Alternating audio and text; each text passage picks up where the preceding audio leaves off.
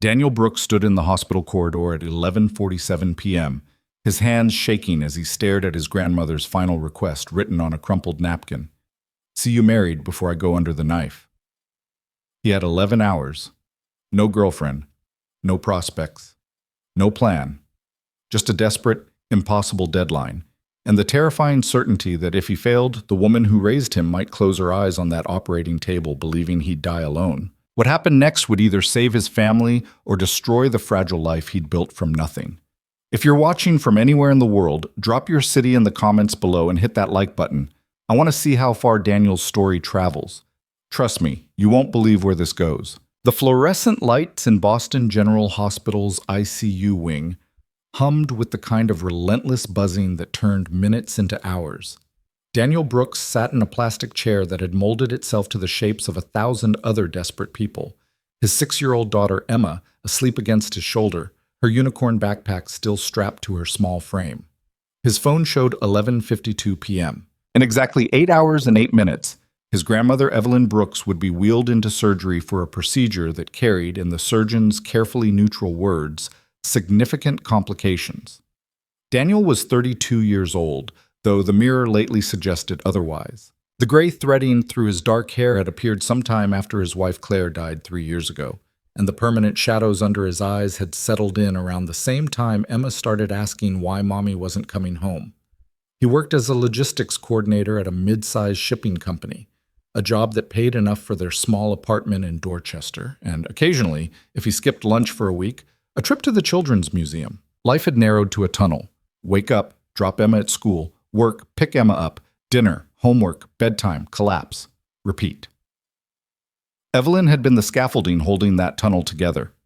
When Claire died, an aneurysm, sudden and cruel, in the produce section of a grocery store, Evelyn had appeared at Daniel's door with 2 suitcases and a crockpot. She'd moved into their spare bedroom without asking permission and simply started doing the things Daniel had forgotten how to do. Cooking meals Emma would actually eat, braiding hair for school photos, sitting in the dark with Daniel on the nights when grief sat on his chest like a stone. She'd been 73 then. Now she was 76, and her heart was failing in ways the doctors described with words like mitral valve regurgitation and severely reduced ejection fraction. Mr. Brooks? Daniel's eyes snapped open. He hadn't realized he'd been drifting. A nurse stood before him, young and kind-faced, holding a tablet. Your grandmother is asking for you, the nurse said. She's quite insistent. Daniel carefully transferred Emma to the chair beside him, tucking his jacket around her shoulders.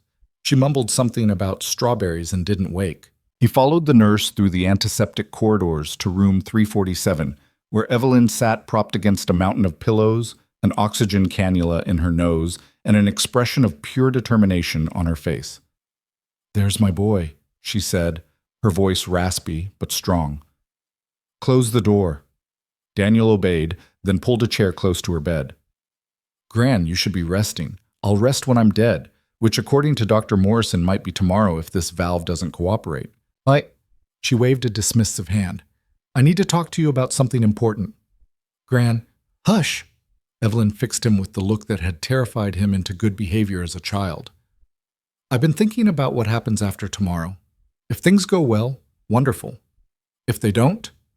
She paused, and Daniel saw something flicker in her eyes that might have been fear. If they don't, I need to know you'll be all right. I'm fine, Daniel said automatically. Emma and I, we're managing. Managing isn't living, Daniel. Evelyn reached out and took his hand, her skin paper-thin and cool. You're 32 years old and you've turned yourself into a ghost. Work and Emma, Emma and work. No friends, no joy, no life. I have Emma, and she needs to see her father as a whole person, not just a function. Evelyn squeezed his hand. I know what grief does. I buried your grandfather when your mother was Emma's age, but I didn't let it turn me into a shadow. Daniel looked down at their joined hands. What do you want me to say? I want you to promise me something. Evelyn's voice grew stronger. I want you to get married. The words hung in the air like smoke. Daniel stared at his grandmother, certain he'd misheard. Married, he repeated flatly. Before I go into surgery. Tomorrow morning. Evelyn's expression was completely serious. I want to see you married before they put me under. Daniel pulled his hand away and stood up, running his fingers through his hair. Gran, that's insane. You can't just get married overnight. And to who? I'm not dating anyone. I haven't been on a date in 3 years. Then find someone. Evelyn's jaw set in that stubborn line he knew too well. I don't care if it's the woman who serves you coffee or someone you meet in the elevator, but I want to see you standing next to someone who promises to be your partner before they wheel me into that operating room. This is ridiculous. This is dying wish territory, Daniel, and you're going to honor it. Evelyn's voice cracked slightly. I held your mother when she took her last breath. I held you when Claire died. I've held Emma through nightmares and growing pains. And now I'm begging you to show me that you're not going to spend the rest of your life alone. Daniel felt the familiar tightness in his chest, the one that appeared whenever life demanded more than he had to give. Gran, even if I wanted to do this, and I'm not saying I do, there's no time. It's almost midnight. The surgery is at 8 a.m. That's 8 hours. Then you'd better hurry. Evelyn lay back against her pillows, suddenly looking every one of her 76 years. I know it sounds crazy. Maybe it is. Maybe this heart situation has scrambled my brain. But Daniel, I can't. Her voice broke. I can't leave you and Emma alone. Not like this. Not when I know you've locked yourself away from the world. I'm not locked away. You are. A tear slid down Evelyn's cheek. And I'm terrified that if I die tomorrow, you'll stay that way forever. So yes, I'm asking something impossible. But I'm your grandmother, and I'm scared, and this is what I need. Daniel stood frozen, torn between the absurdity of the request and the very real fear in his grandmother's eyes. Outside the window, Boston glittered in the February darkness. Somewhere out there, supposedly, was a woman who would agree to marry a complete stranger in less than 8 hours to ease an old woman's mind before heart surgery. Please, Evelyn whispered, do this one impossible thing for me. Daniel looked at his grandmother, the woman who'd taught him to tie his shoes, who'd slipped him extra cookies when his mother wasn't looking, who'd held his life together when it shattered, and felt something crack open in his chest. Okay, he heard himself say. Okay, I'll figure something out. Evelyn's face transformed with relief. You promise? I promise. The words felt like jumping off a cliff. Now please, get some rest. He kissed her forehead and left the room before she could see the panic on his face. Emma was still asleep in the waiting room chair, her breath making soft, whistling sounds. Daniel stood over her, his mind spinning through and discarding a dozen impossible plans. He could call... Who? His college roommate Jake had moved to Seattle. His coworker Maria was married with 3 kids. The barista at the coffee shop near his office, whose name he didn't actually know. His phone buzzed. A text from his boss. Need you on the Henderson shipment first thing tomorrow. Early start, 6 a.m. Daniel closed his eyes. Of course. Because an impossible deadline wasn't enough, he also had to somehow explain to his boss why he needed the morning off for a fake wedding to ease his dying grandmother's mind. He opened his banking app. The balance showed $3,847.32. Rent was due in 5 days. Emma needed new shoes. The electricity bill was sitting on the kitchen counter, unpaid. But what was money compared to his grandmother's peace of mind? Daniel opened his browser and typed, "How to get married fast in Massachusetts." The results were predictably unhelpful. Massachusetts required a 3-day waiting period between getting a marriage license and the actual ceremony. Even if he found someone willing to marry him, which was its own level of absurd impossibility, the legal system wouldn't allow it. Unless, Daniel scrolled further and found a loophole. The waiting period could be waived by a judge in cases of emergency. He'd need a willing judge, a willing bride, and a story that didn't make him sound completely insane. He looked down at Emma, at her peaceful sleeping face, and thought about what Evelyn had said. Managing isn't living. Was that what he'd been doing? Just managing? Going through motions while life happened to other people? His phone showed 12:17 a.m., 7 hours and 43 minutes. Daniel gently shook Emma's shoulder. Hey, sweetheart, Wake up. We need to go. Emma's eyes fluttered open. Is Nana okay? Nana's resting, but we need to go home and Daddy needs to take care of something. He helped her into her coat, his mind already racing ahead to the next impossible step. The February air hit them like a slap as they exited the hospital. Daniel's 10-year-old Honda sat in the visitor parking lot, covered in a thin layer of frost. He buckled Emma into her booster seat and started the engine, letting it warm while he sat in the driver's seat and stared at nothing. What was he doing? His grandmother wanted him married. By morning. To someone. Anyone. The logical part of his brain, the part that had gotten him through college on scholarships, that balanced budgets and managed shipping logistics, screamed that this was madness. You didn't just find a wife in 7 hours. You didn't marry a stranger to make your grandmother happy. That wasn't how life worked. But then, the logical part of his brain had also insisted that Claire would be fine when she said she had a headache, that the doctors could fix anything, that life was fair and made sense. Logic, it turned out, was a luxury for people whose lives weren't held together with duct tape and desperation. Daniel pulled out of the parking lot and drove through the empty streets of Boston, Emma already asleep again in the back seat. He should go home, put Emma to bed, get a few hours of sleep himself. Wake up in the morning and tell Evelyn he'd tried but couldn't make it happen. She'd understand. She was asking for the impossible. She knew that, except she was also lying in a hospital bed with a failing heart, scared and alone, asking for one thing that would give her peace before a surgery that might kill her. At a red light, Daniel pulled out his phone and opened his contacts. Scrolled through names of people he barely talked to anymore. Friends from college who'd moved on to bigger lives. Coworkers who knew him only as that quiet guy in logistics. Claire's family, who drifted away after the funeral, as if losing her meant losing him too. The light turned green. A car honked behind him. Daniel drove. He found himself heading toward downtown, toward the 24-hour diners and late-night cafes where people who couldn't sleep gathered. Maybe, he thought with a touch of hysteria, he'd find a woman sitting alone at 1 a.m. who'd be open to the strangest proposition of her life.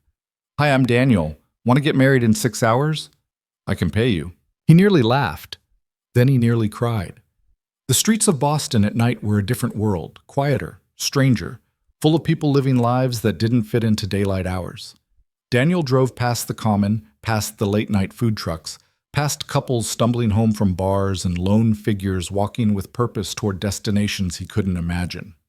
He pulled over near a small cafe in the North End that he knew stayed open late. Through the window, he could see a handful of people scattered at tables, faces illuminated by laptop screens and phone lights. The sign said, "Lucia's open 24 hours." Daniel sat in the car, engine idling, staring at the cafe. This was insane. He was going to walk into a random cafe at 1 a.m. and what?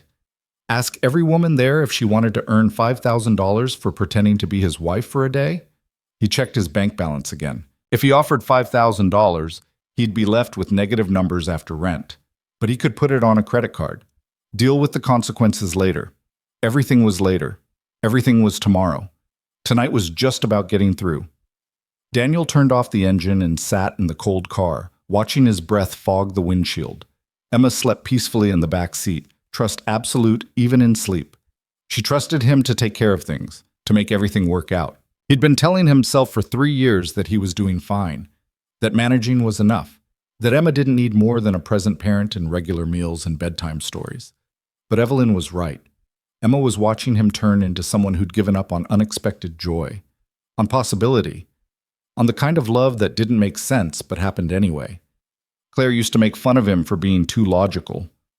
"Sometimes," she'd say, laughing, "you just have to jump and see what happens." She'd been the jumper. He'd been the one who checked the depth first, tested the water temperature, calculated risks. And then she'd died anyway, despite all his careful planning and logical certainty. Maybe logic was overrated.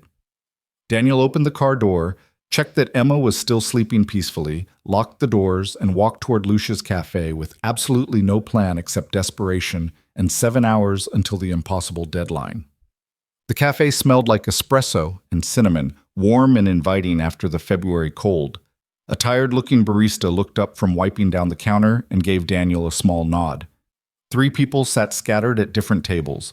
A young man with headphones typing furiously on a laptop, an elderly gentleman reading a newspaper, and a woman sitting alone by the window. Daniel's heart hammered. He bought a coffee he didn't want, hands shaking slightly as he handed over cash. Then he stood there like an idiot, holding the cup, staring at nothing. This was crazy. He should leave, go home, tell Evelyn he'd tried, but, "Excuse me, are you all right?"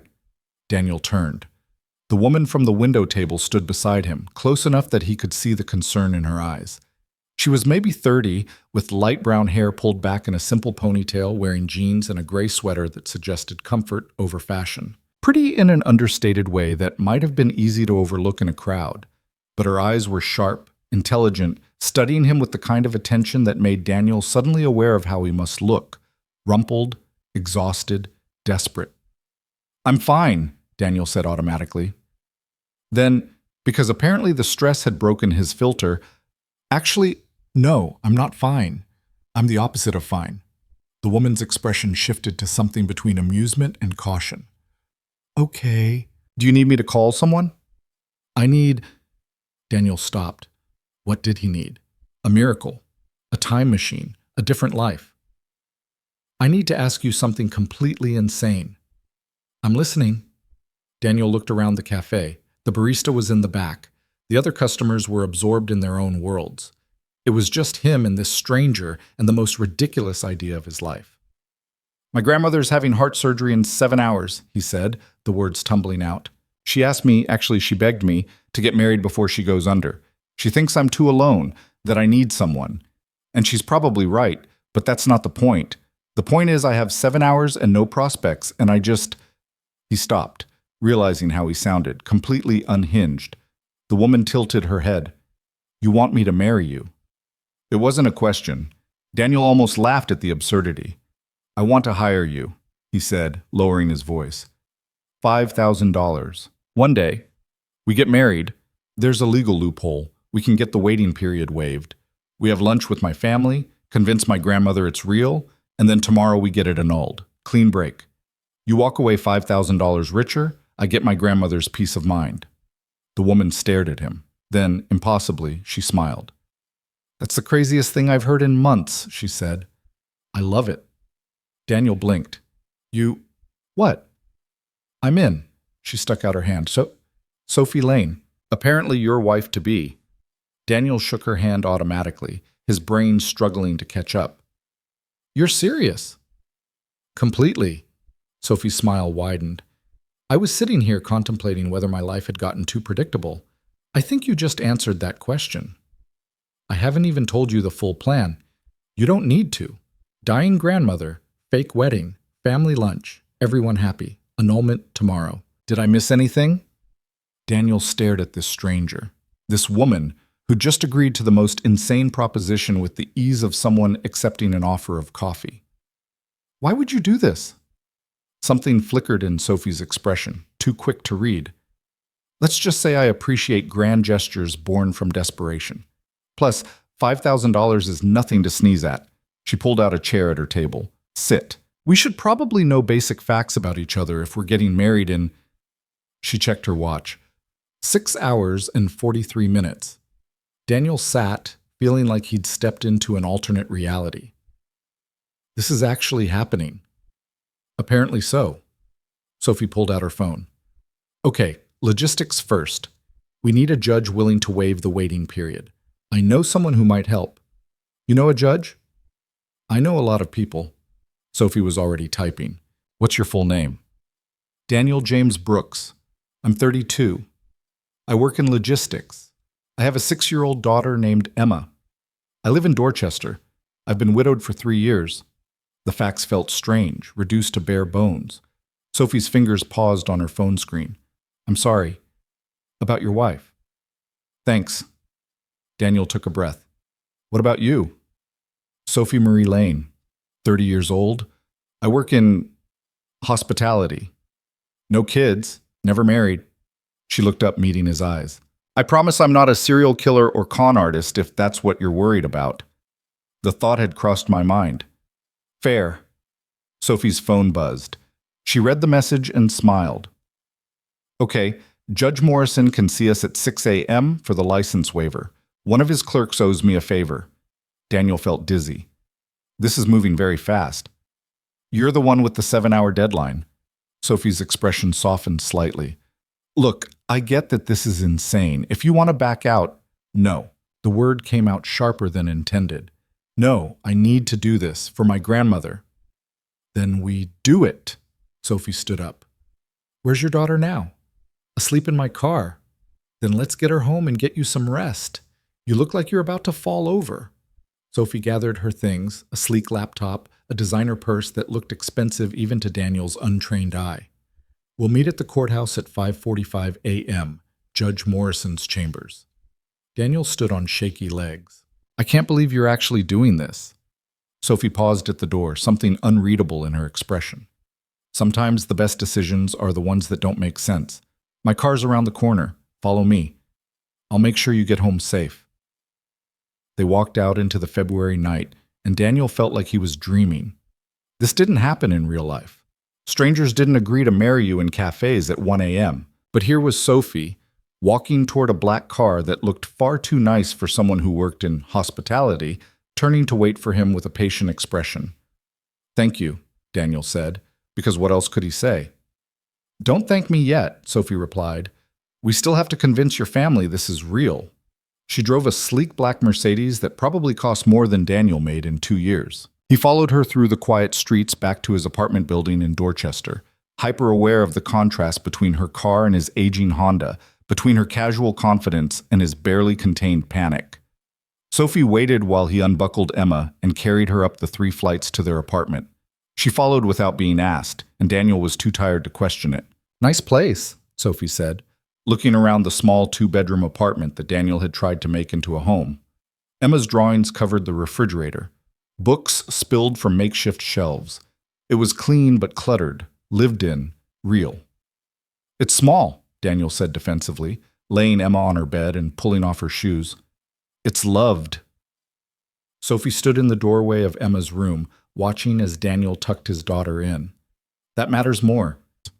When Emma was settled, Daniel led Sophie back to the living room. Now that they were here, in the reality of his actual life, the insanity of what they were planning hit him fresh. You can still back out, he said, if you woke up and realized this is crazy. I realize it's crazy, Sophie interrupted, but I already said yes.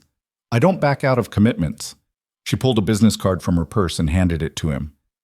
My number. Text me if you panic in the middle of the night. Otherwise, I'll see you at 5:45 a.m. Daniel took the card. Simple, elegant. Just her name and a phone number. No business name, no title. Why are you really doing this? He asked. Sophie smiled, but it didn't quite reach her eyes. Maybe I needed an adventure. Maybe I'm running from something. Maybe I just like the desperate look in your eyes. She headed for the door. Get some sleep, Daniel. Tomorrow's a big day. She was gone before he could respond, the door clicking shut behind her with a finality that felt like commitment. Daniel stood alone in his apartment, holding a stranger's business card, committed to marrying that stranger in less than 5 hours. He laughed. Then he cried. Then he laughed again. Then he set his alarm for 5 a.m. and collapsed into bed, still wearing his clothes, too exhausted to even process what he'd just set in motion. His last thought before sleep claimed him was that Claire would have found this hilarious. She always said his life needed more spontaneity. Be careful what you wish for. The alarm screamed at 5 a.m. Daniel woke with his heart already racing, the memory of Sophie and the cafe and the impossible promise crashing down on him.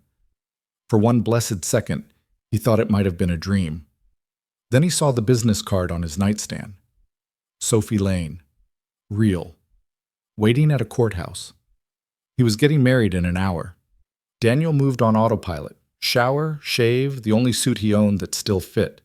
It was the same suit he'd worn to Claire's funeral. He tried not to think about the symbolism. Emma was still asleep. Daniel called his neighbor Mrs. Chen, a kind, elderly woman who sometimes watched Emma in emergencies.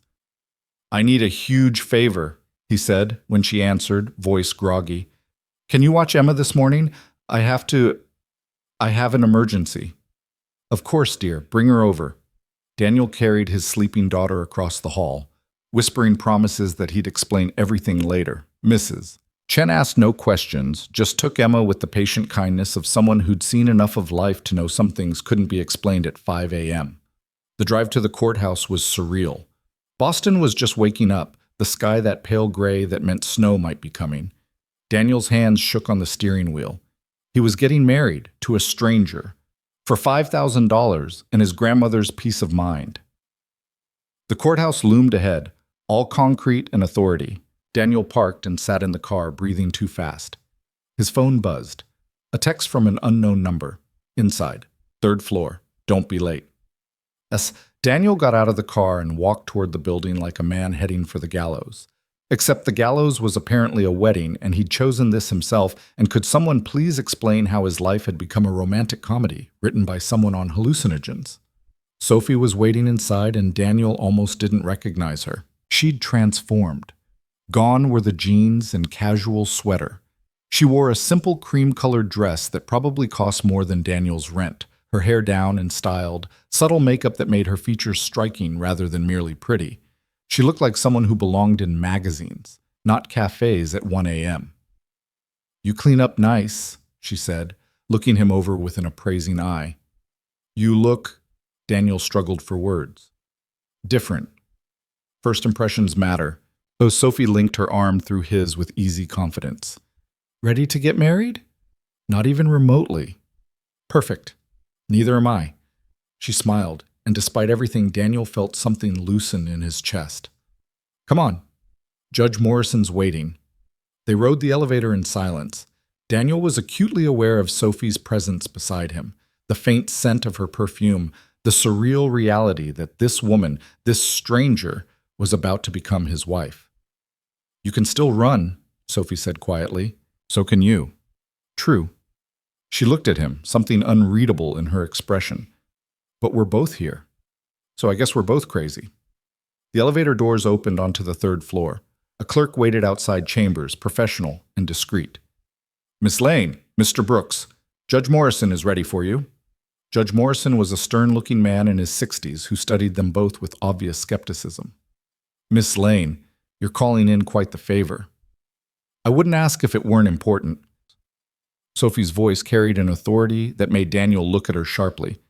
Who was this woman who had judges doing her favors? Judge Morrison turned to Daniel. "Mr. Brooks, you understand that marriage is a legal contract, not a theatrical performance?" "Yes, sir." "And you're both entering this of sound mind and free will?" Daniel thought about Evelyn in her hospital bed, about the 7-hour deadline that had narrowed to minutes. "Yes, sir." "Very well. Judge Morrison produced paperwork. Sign here and here, witness signatures. My clerk will handle that." He looked at them both over his reading glasses. "I'm waiving the 3-day waiting period based on medical emergency. But understand, this marriage is legally binding until formally dissolved." They signed. Daniel's hand trembled slightly, but he kept it together. "Then, by the power vested in me by the Commonwealth of Massachusetts," Judge Morrison intoned, "I now pronounce you married. You may kiss if you'd like, though I suspect this is more transactional than romantic." Daniel and Sophie looked at each other. For a moment, the absurdity of it hung between them. Two strangers, legally bound, kissing to seal a deal born from desperation.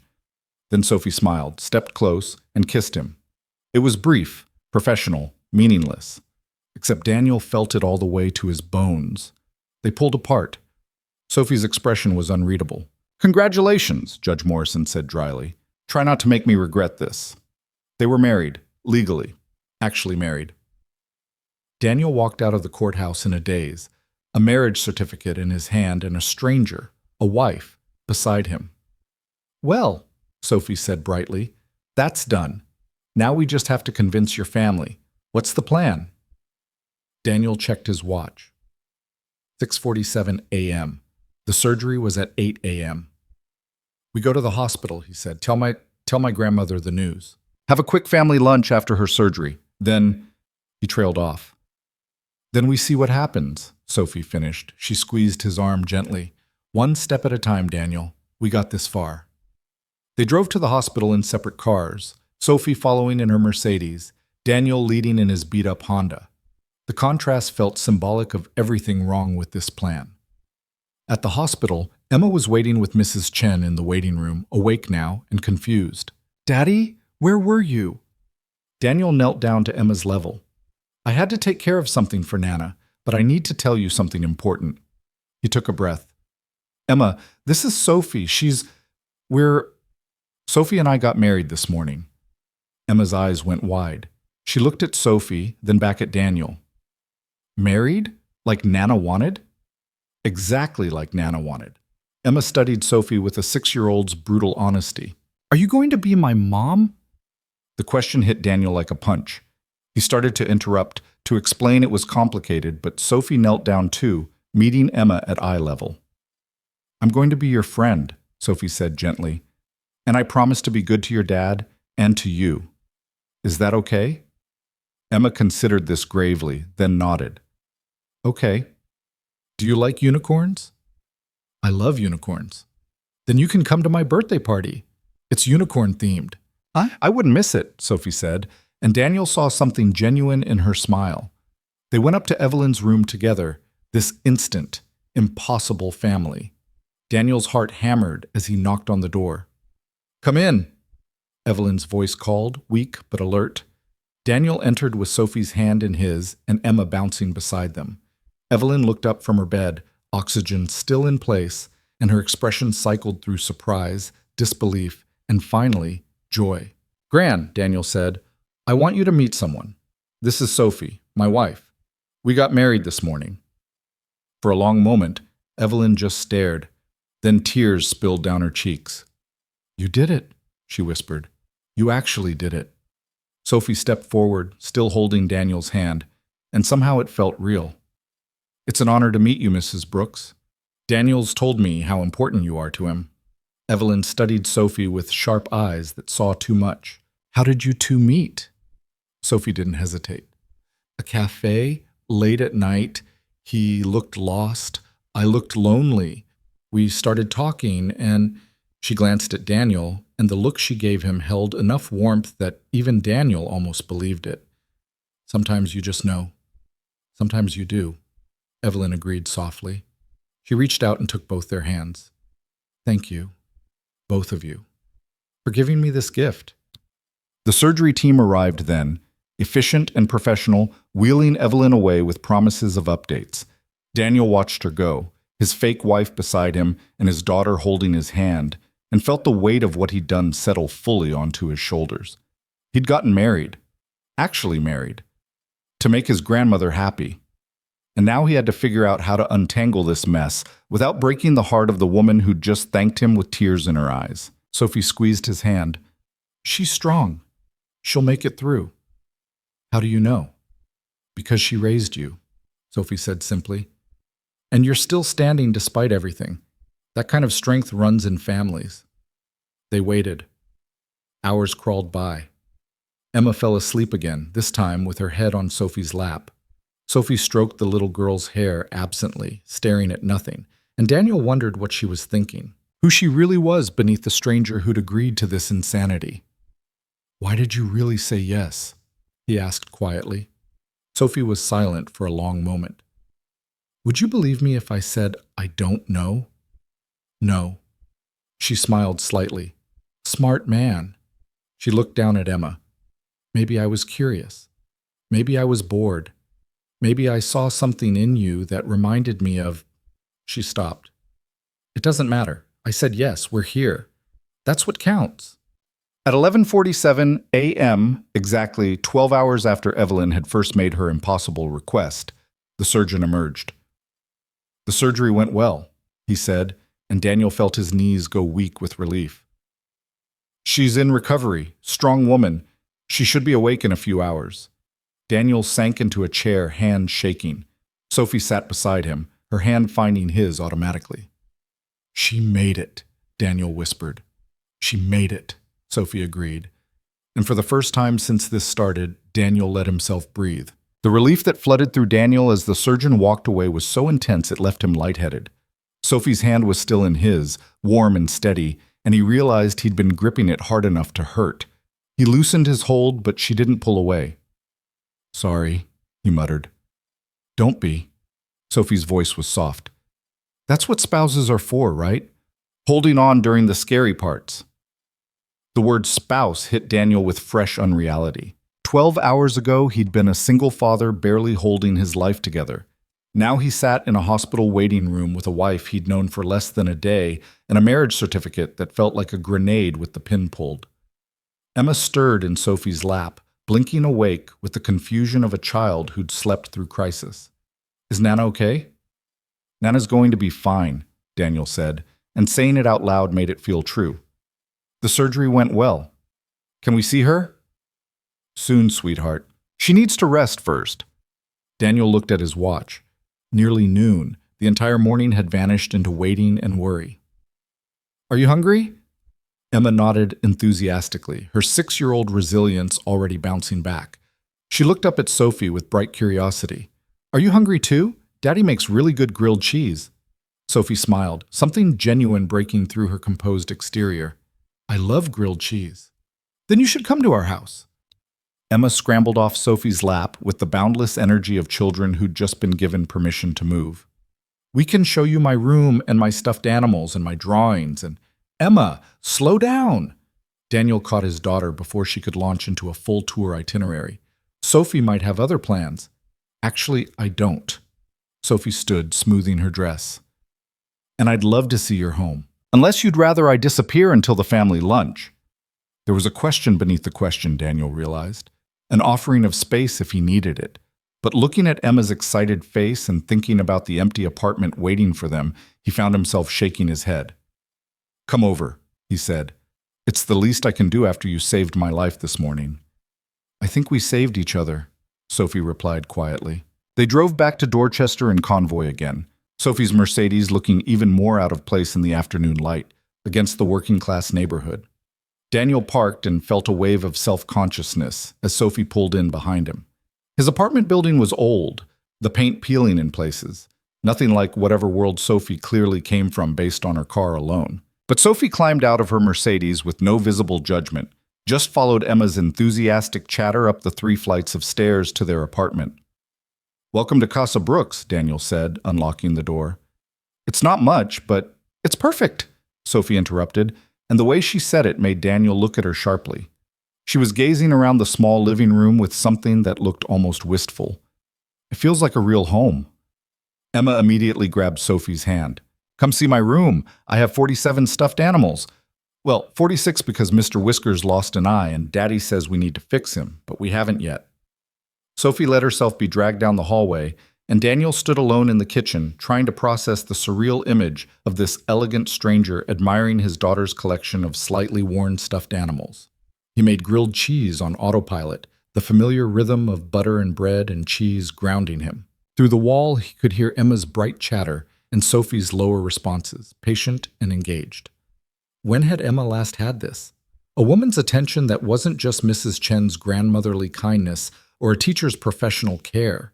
When had Emma last had someone who could have been a mother? Daniel flipped the sandwiches with more force than necessary, pushing the thought away. This wasn't that. This was a business arrangement. Sophie wasn't staying. In 24 hours, they'd sign annulment papers and return to their separate lives. "Something smells amazing."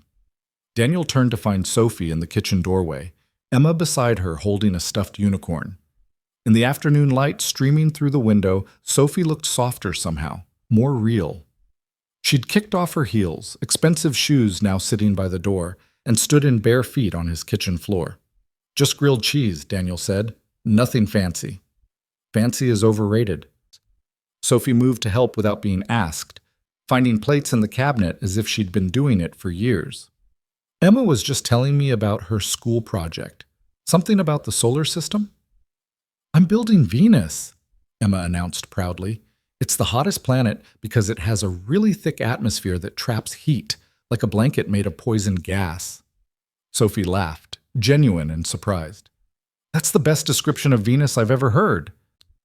They ate at the small kitchen table, Emma between them chattering about planets and school, and her friend Madison, who could do a cartwheel. Daniel watched Sophie listen with real attention, asking questions that made Emma light up, and felt something uncomfortable twist in his chest. This was too easy, too natural, too much like the family he'd lost. "Daddy, can Sophie help with my project?" Emma asked through a mouthful of sandwich. "Emma, don't talk with your mouth full, and Sophie has her own life." "I'd love to help," Sophie said. She met Daniel's eyes over Emma's head. "If that's okay with your dad." It wasn't okay. It was dangerous. Every minute Sophie spent here was another thread woven into a tapestry that would have to be ripped apart tomorrow. But Emma's hopeful face made it impossible to say no. "Sure," Daniel heard himself say. "That would be great." After lunch, Emma dragged Sophie to the living room to plan the Venus project while Daniel cleaned up. He stood at the sink washing dishes and listening to their conversation drift from the other room. "So you make it round first with the paper mache," Emma was explaining seriously, "and then you paint it orange and yellow because Venus is really hot." "What about the clouds?" Sophie asked. "Should we add texture for the atmosphere?" "Oh, we could use cotton balls. That's so smart." Daniel dried the last plate and moved to the doorway, watching them. Sophie sat cross-legged on the floor despite her expensive dress, helping Emma sketch plans in a notebook. She looked completely absorbed, like there was nowhere else she'd rather be. "You're good with her," Daniel said. Sophie glanced up, startled, as if she'd forgotten he was there. "She's easy to be good with. She's a great kid." "She is." Daniel leaned against the doorframe. "Can I ask you something?" "Of course. But do you have family? People who are going to wonder where you disappeared to this morning?" Something flickered across Sophie's face, too quick to read. "No. No family wondering." "No one at all?" "I have people in my life," Sophie said carefully, "but no one who would question my choices. I'm very independent." It was an answer that said nothing while seeming to say something, and Daniel filed it away with all the other mysteries about this woman he'd married. Who was Sophie Lane really? And why would someone who drove a Mercedes and had judges doing her favors agree to marry a stranger for $5,000? His phone buzzed. A text from the hospital. "Patient awake and asking for you." "Nana's awake," Daniel announced. "We should head back." Emma jumped up immediately. "Can Sophie come?" Daniel looked at Sophie, giving her an out. "You don't have to." "I want to," Sophie said, standing and brushing off her dress. "If this is going to look real, I should be there." "Right. Because this was an act, a performance." Daniel kept forgetting that part. They drove back to Boston General as the afternoon light started to fade. Daniel's mind raced ahead to what came next. Evelyn would want to talk, to hear the story of how he and Sophie met. They'd need to coordinate their lies, make sure the details matched. And then there was the family lunch Evelyn would inevitably demand. Daniel's mother and sister would need to meet Sophie, believe in this marriage, accept this stranger as family. The deception felt heavier with each passing hour. Evelyn was sitting up in bed when they arrived, still pale but alert, her eyes bright with emotion as Daniel entered with Sophie and Emma. "There's my family," she said, her voice stronger than it had been that morning. She held out a hand to Sophie. "Come here, dear. Let me look at you properly." Sophie approached the bed with easy grace, taking Evelyn's hand. "How are you feeling, Mrs. Brooks?" "Like I've been hit by a truck, but I'm alive." Evelyn studied Sophie with the sharp attention that had always made Daniel feel like she could see through walls. "And please, call me Evelyn. We're family now." The word family hung in the air. Daniel felt Sophie's hand find his, a gesture so natural he almost believed it himself. "I still can't believe you pulled this off," Evelyn continued, looking between them. "When you left here last night, Daniel, I thought I'd ask the impossible. And yet here you are, married." She paused. "Tell me everything. How did it happen?" Daniel's mind went blank. They hadn't prepared a story beyond the vague cafe meeting, but Sophie squeezed his hand and stepped into the silence with the confidence of someone who'd been lying professionally for years. "It's a bit of a whirlwind," Sophie said, settling into the chair beside Evelyn's bed, while keeping hold of Daniel's hand. "We met 3 weeks ago at a cafe in the North End. I was working late, Daniel came in looking exhausted, and we just started talking." She glanced at Daniel, and her expression held such warmth he almost forgot it was fake. He told me about Emma, about losing his wife, about trying to hold everything together, and I thought, here's someone who really understands what it means to fight for the people you love. 3 weeks, Evelyn repeated slowly.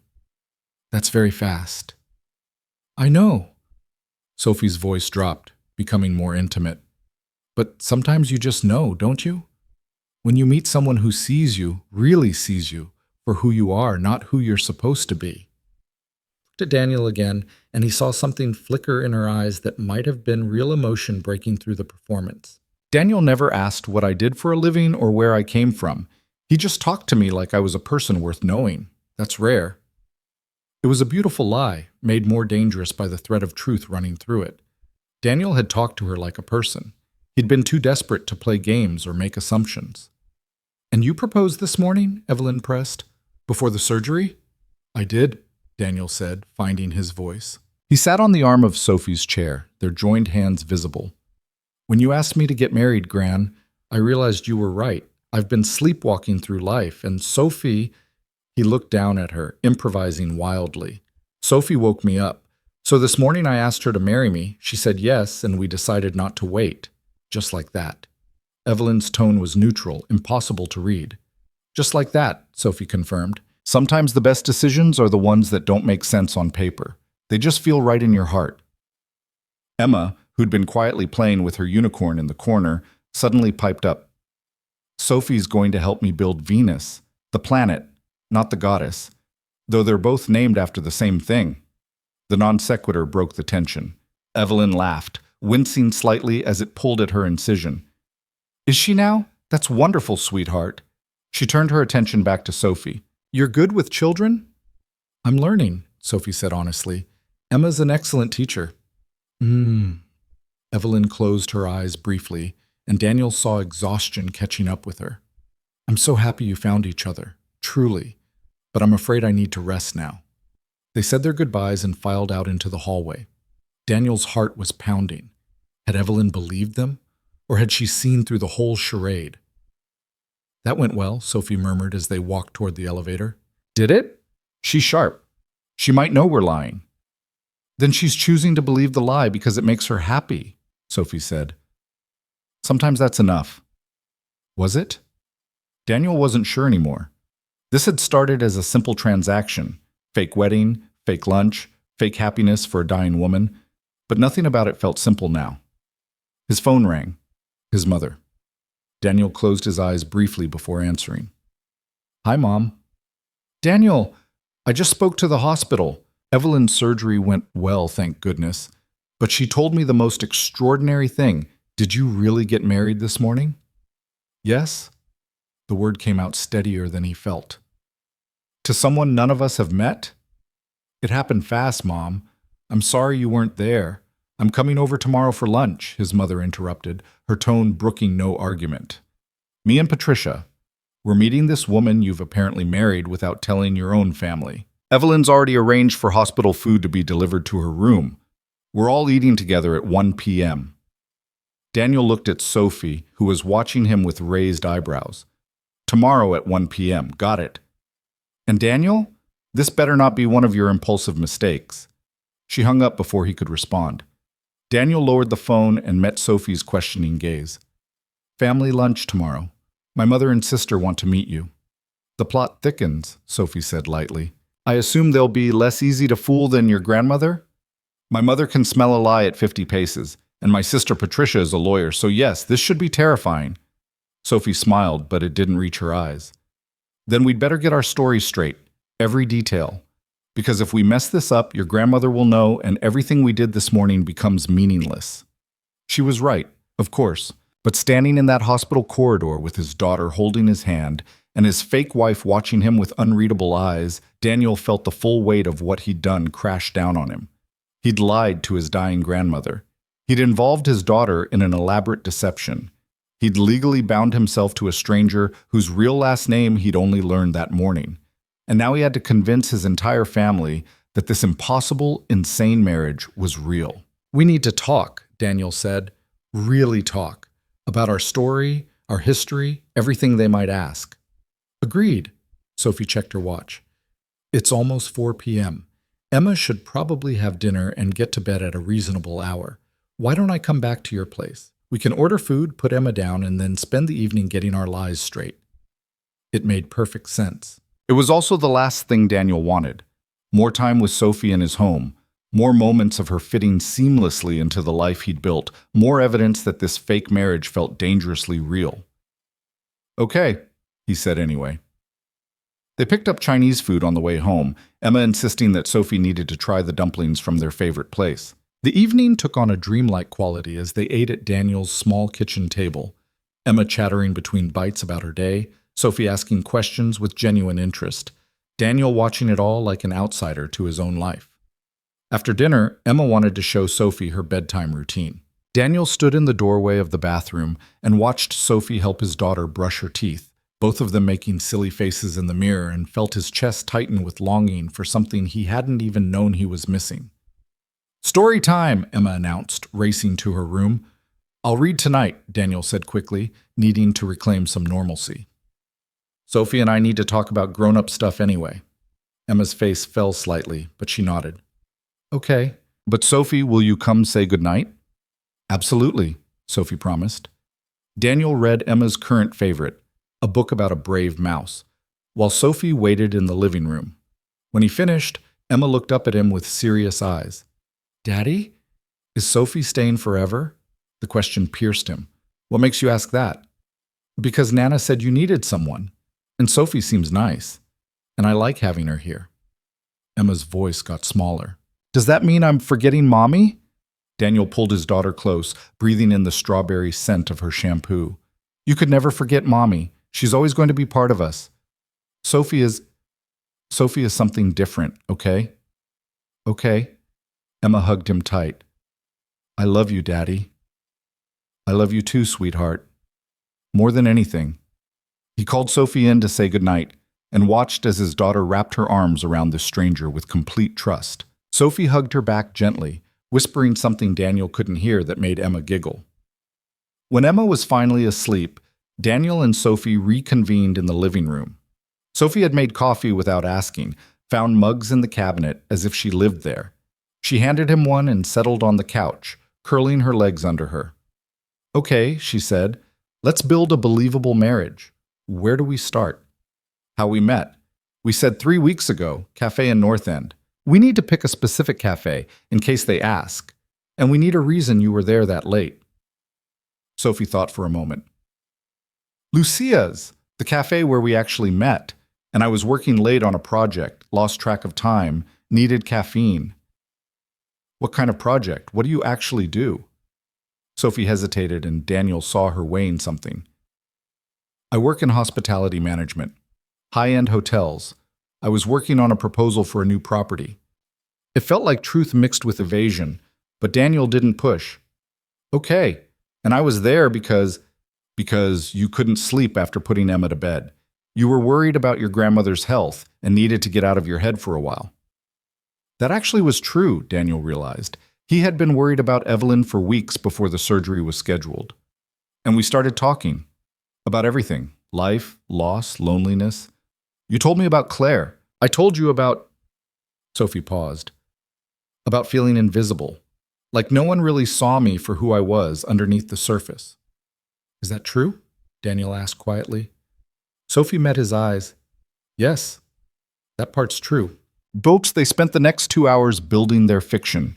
Dates they'd gone on: small cafe in Cambridge, walk along the Charles River, dinner at a Thai place in Brookline. How Sophie had met Emma, casually, at a park. She'd helped Emma on the swings. What their first kiss had been like: gentle, unexpected, in the rain. With each invented moment, Daniel felt the real timeline of their actual relationship, barely 12 hours old, getting buried under layers of beautiful lies. "What about the proposal?" Sophie asked. "Your mother will definitely want to know about that." "I don't know. Something simple. Not too romantic." "Why not romantic?" Daniel looked at her sharply. "Because none of this is romantic. It's a business arrangement." Something flashed in Sophie's eyes. Hurt maybe, or anger, but she smoothed it away. "Right, of course. So you asked me casually, over coffee, very practical." Sophie, It's fine. She stood up, suddenly all business. I think we have enough. Our stories match. We know the basics of each other's lives. We can improvise the rest.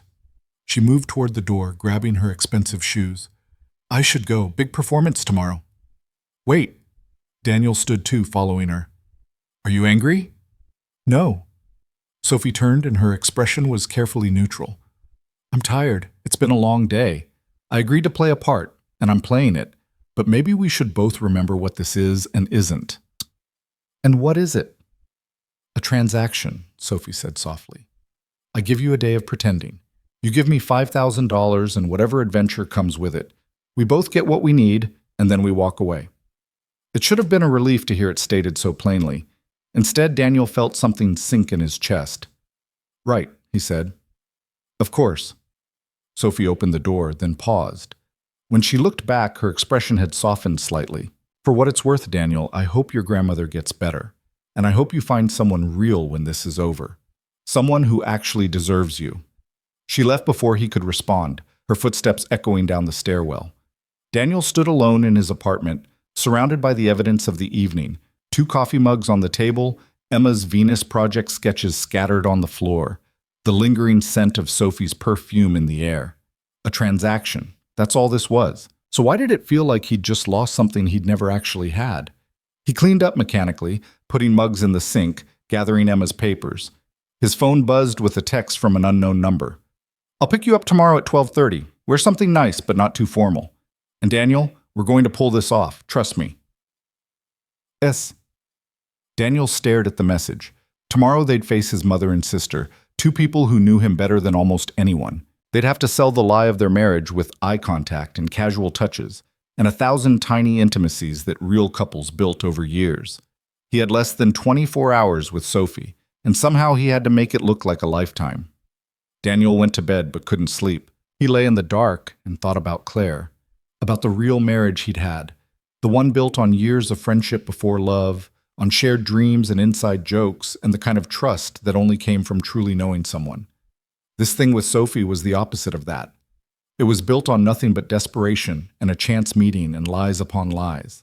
But when he closed his eyes, he kept seeing Sophie on his living room floor, helping Emma with her project.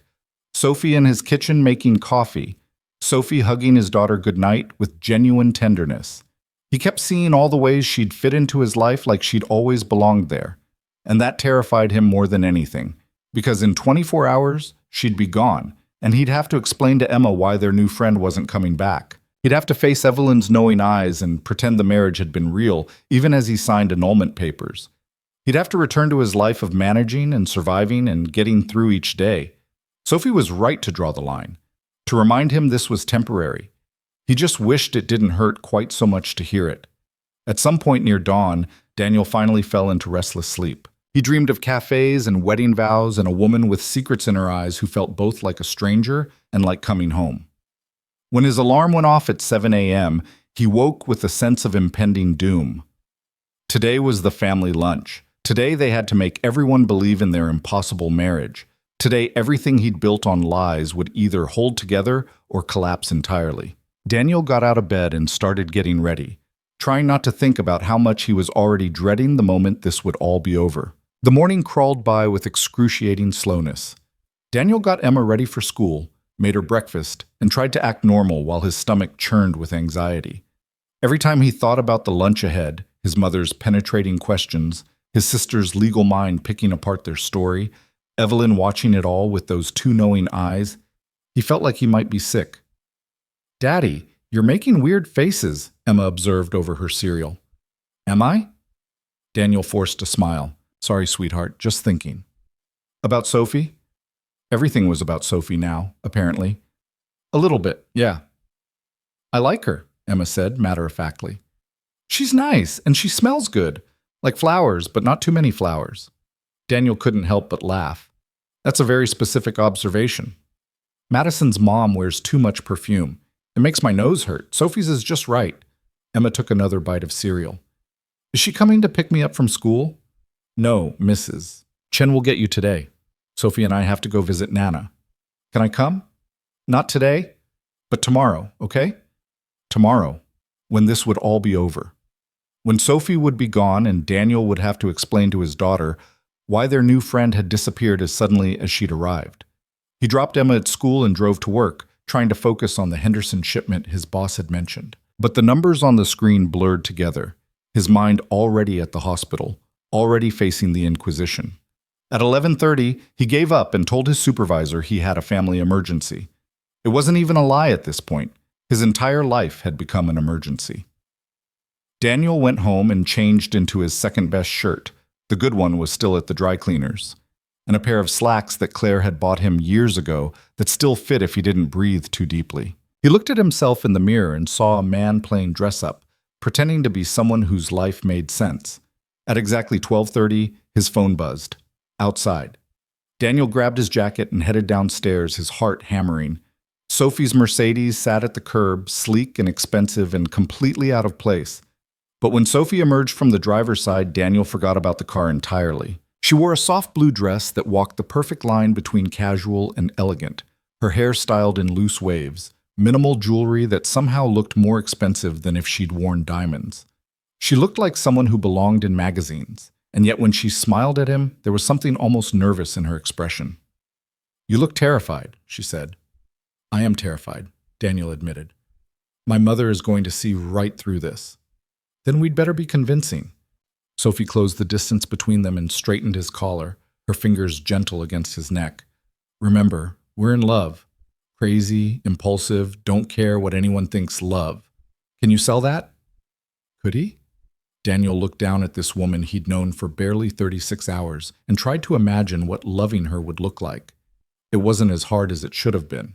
"I'll try," he said. Sophie's hand lingered on his collar for a moment before she stepped back. "One more thing. We need rings."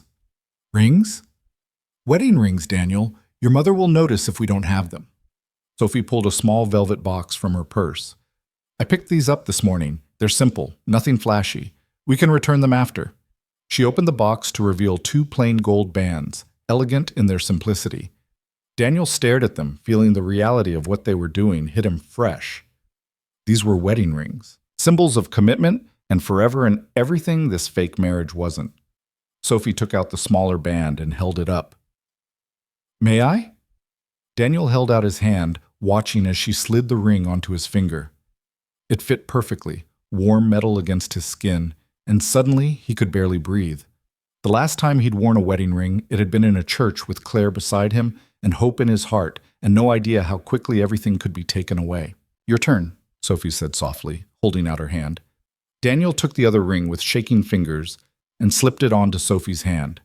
She had beautiful hands, he noticed distantly, elegant fingers, no nail polish, just natural and real. The ring looked right there, like it belonged. "There," Sophie said, examining her hand. "Now we look married." "We are married," Daniel reminded her. "Right. I keep forgetting that part."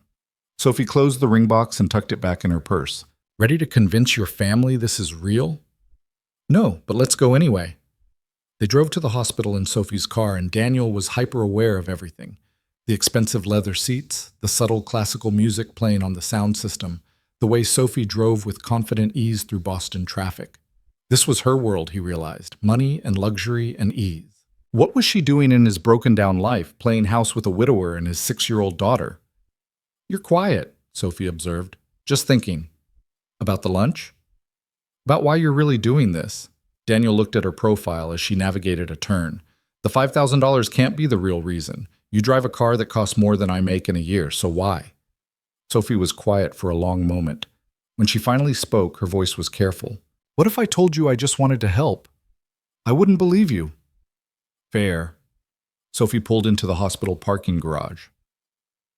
"What if I told you I saw something in you that reminded me of myself? Someone trying so hard to hold everything together that they forgot what it felt like to actually live.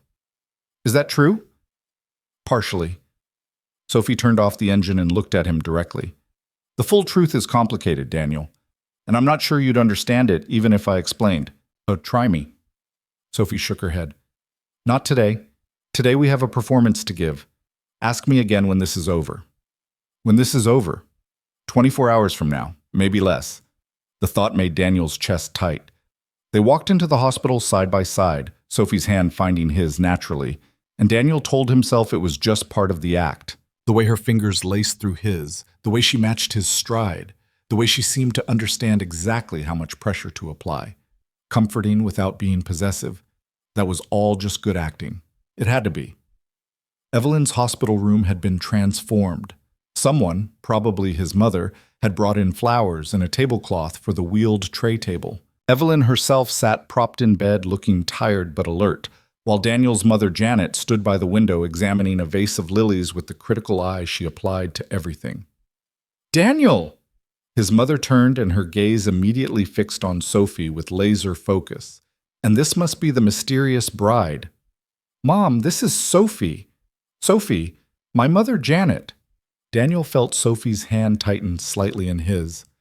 "It's wonderful to meet you, Mrs. Brooks." Sophie stepped forward, extending her free hand with easy grace. "Daniel's told me so much about you." "Has he?" Janet's handshake was brief, assessing. "He's told us almost nothing about you. Quite the surprise, this marriage." "Janet, be nice," Evelyn called from the bed. "The girl just got married. Give her a chance to catch her breath." "I'm just saying, it's unusual."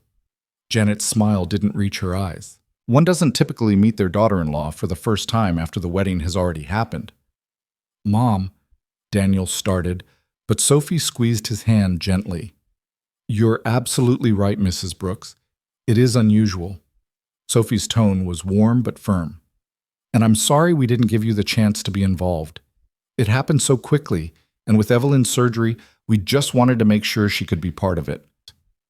Janet studied Sophie with the intensity of someone cataloging weaknesses. Daniel knew that look.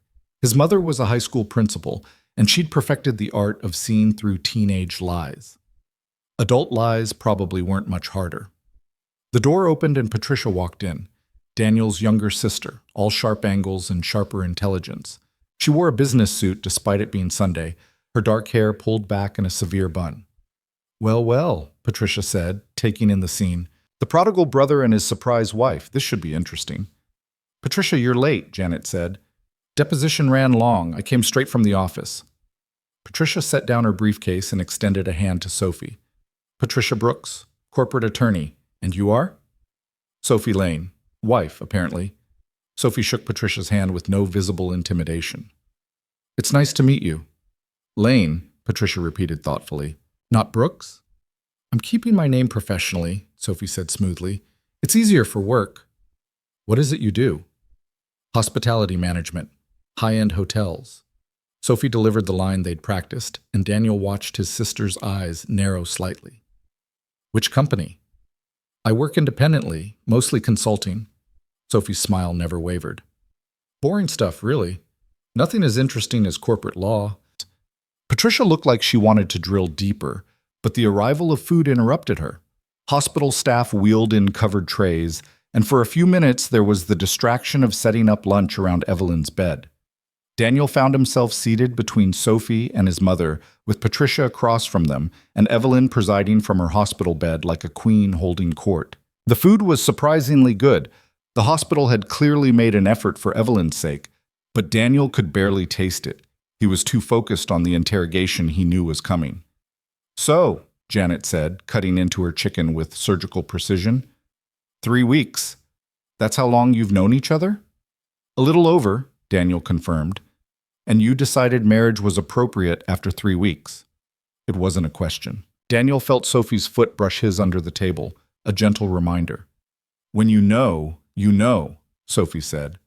"I realize it seems impulsive. It seems insane," Patricia interrupted. "No offense, but people don't get married after 3 weeks, not in real life." "We did," Daniel said, surprised by the edge in his own voice. "And I'd appreciate it if you could try to be happy for me instead of treating this like a deposition." Patricia raised an eyebrow. "I'm just asking reasonable questions. You show up married to someone none of us have met, someone who doesn't even take your name, and we're supposed to just accept it." "Yes," Evelyn said firmly from the bed. "You are. Because I like her, and more importantly, Daniel is happy. I can see it in his eyes." Was he happy? Daniel looked at Sophie, at the way she sat beside him with her hand resting on his knee beneath the table, and realized that parts of this did feel happy, the parts where he forgot it was fake. Tell us how you proposed, Janet said. I'm curious about the romantic details. Daniel's mind went blank. They'd planned this, hadn't they? But suddenly he couldn't remember the script they'd written. Sophie saved him. It was actually quite simple. We were having coffee at our usual place, the cafe where we met, and Daniel just looked at me and said, I don't want to waste any more time being careful. Marry me. She turned to Daniel, and the look in her eyes was so genuine it made his heart skip. And I said yes because I felt the same way. Life's too short to wait for perfect timing. How romantic, Patricia said dryly. And the wedding itself? What was that like? Quick, Daniel said. Judge Morrison's chambers, just us and the judge and his clerk as witness. No flowers, no vows, no celebration? Janet's disappointment was palpable. We said our own vows, Sophie said quietly. Private ones, just for us. What did you say? Evelyn asked, genuinely curious. Sophie looked at Daniel, and he saw something flicker in her expression, a decision being made. I told Daniel that I'd never met anyone who made me feel seen, that being with him felt like coming home after years of being lost, that I promised to love him and Emma with everything I had for as long as he'd let me. The room went silent. Daniel stared at Sophie, searching for the lie in those words and finding none. Either she was the best actress he'd ever met, or she'd accidentally told some version of the truth. And what did you say, Daniel? His mother asked softly.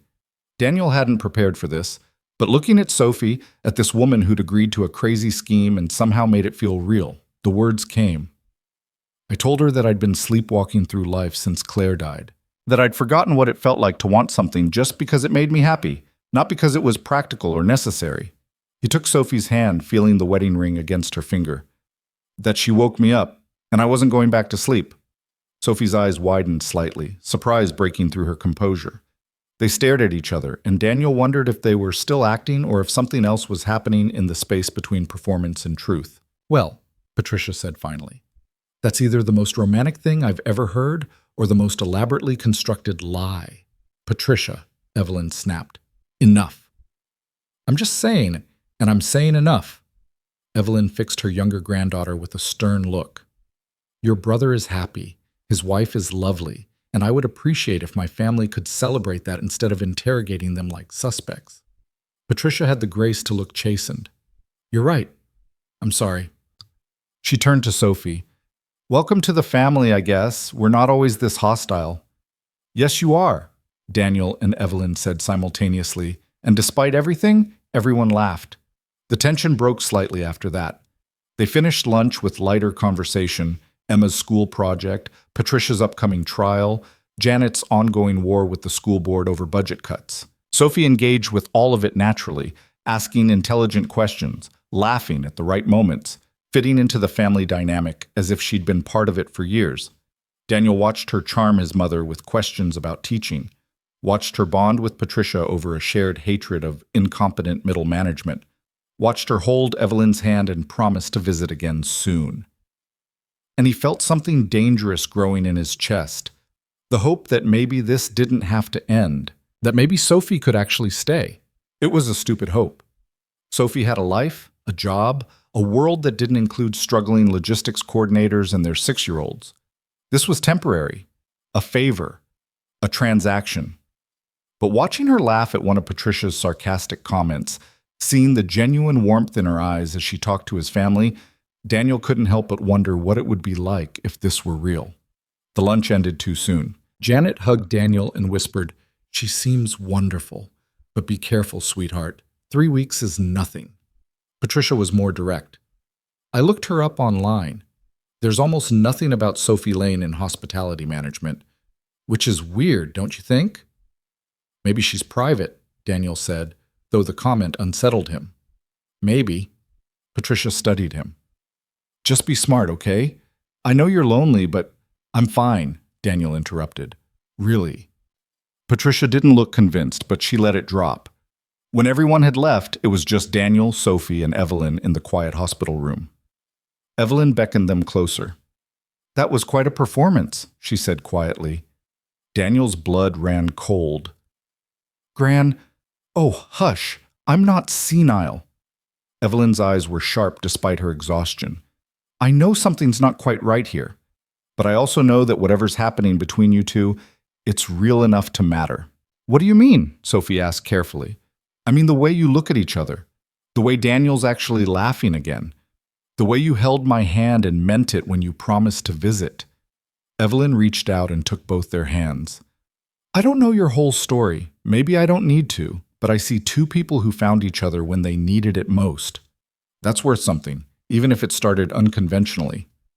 Daniel felt Sophie's hand tremble in his. They'd been caught, or half caught, or something in between. Just promise me one thing, Evelyn continued.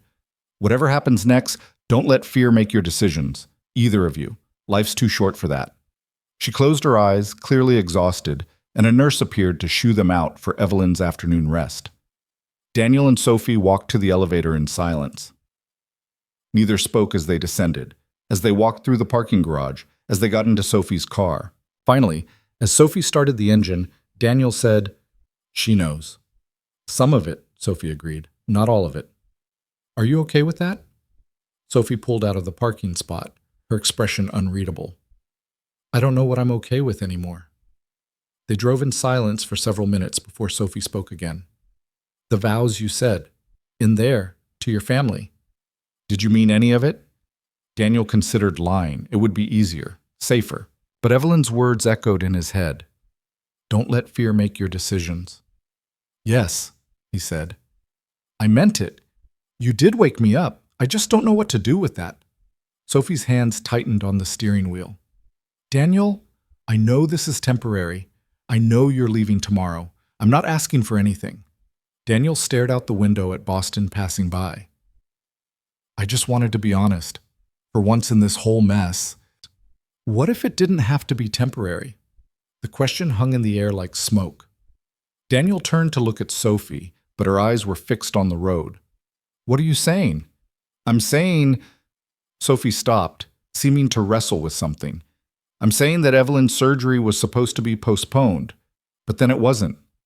What if it gets postponed again? What if she needs more recovery time?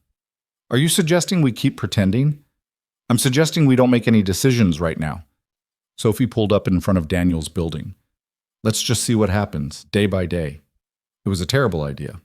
Every additional day would make the inevitable separation harder. Emma was already attached. Daniel was already dangerously close to forgetting this wasn't real.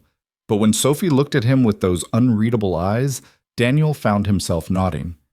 "Okay, day by day." Sophie's phone rang, shattering the moment. She glanced at the screen and her expression shifted, closed off, tense. "I need to take this. Work thing." "Of course." Daniel got out of the car, then leaned back in.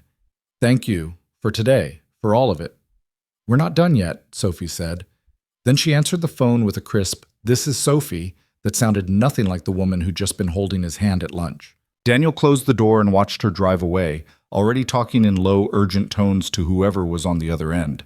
He climbed the stairs to his apartment slowly, his mind spinning. "Day by day," she'd said, as if they could just keep living this lie indefinitely, as if eventually the performance wouldn't become indistinguishable from reality. His phone buzzed with a text from his mother. "She's lovely, Daniel. I'm happy for you. But mothers know things. Be careful with your heart." Too late, Daniel thought. His heart was already in dangerous territory. Mrs. Chen brought Emma home an hour later, and his daughter immediately asked where Sophie was. "She had to work," Daniel said. "But she'll see you soon." "When?" "I don't know, sweetheart." Emma's face fell, and Daniel felt like the worst father in the world. He'd brought Sophie into their lives, knowing it was temporary, knowing Emma would get attached, knowing this exact moment would come. "Can we call her?" Emma asked. "Not right now, but soon." Another lie to add to the pile. That evening, after Emma was in bed, Daniel sat alone in his living room and thought about everything that had happened in the past 36 hours. He'd gotten married, lied to his family, started falling for a woman he barely knew, and somehow convinced himself this could work. His phone buzzed with a text from Sophie. "Thank you for today. You were perfect. Get some rest. Tomorrow might be complicated." Daniel stared at the word perfect, trying to decode what it meant. Perfect at pretending? Or something else? He was still staring at the message when another text came through. For the record, I meant my vows too. I just don't know what to do about it either.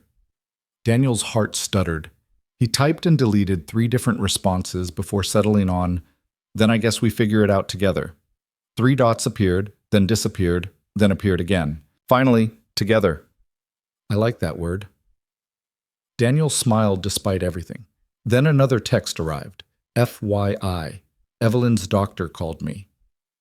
They want to keep her another week for observation. The surgery had some complications, nothing serious, but they want to be sure. Another week. 7 more days of pretending to be married. 7 more days of Sophie in his life, in Emma's life, blurring every line between fake and real. Daniel knew he should say no, should tell Sophie it was too risky, too dangerous, too likely to end in heartbreak. Instead, he texted back, "Same time tomorrow? Emma will want to see you." "I'll be there," Sophie replied. "And Daniel? I want to see her too. Both of you." Daniel set down his phone and leaned back against the couch, staring at the ceiling. Somewhere in the past 36 hours, his simple plan, fake wedding, family lunch, clean break, had collapsed into something far more complicated. He'd married a stranger to make his grandmother happy.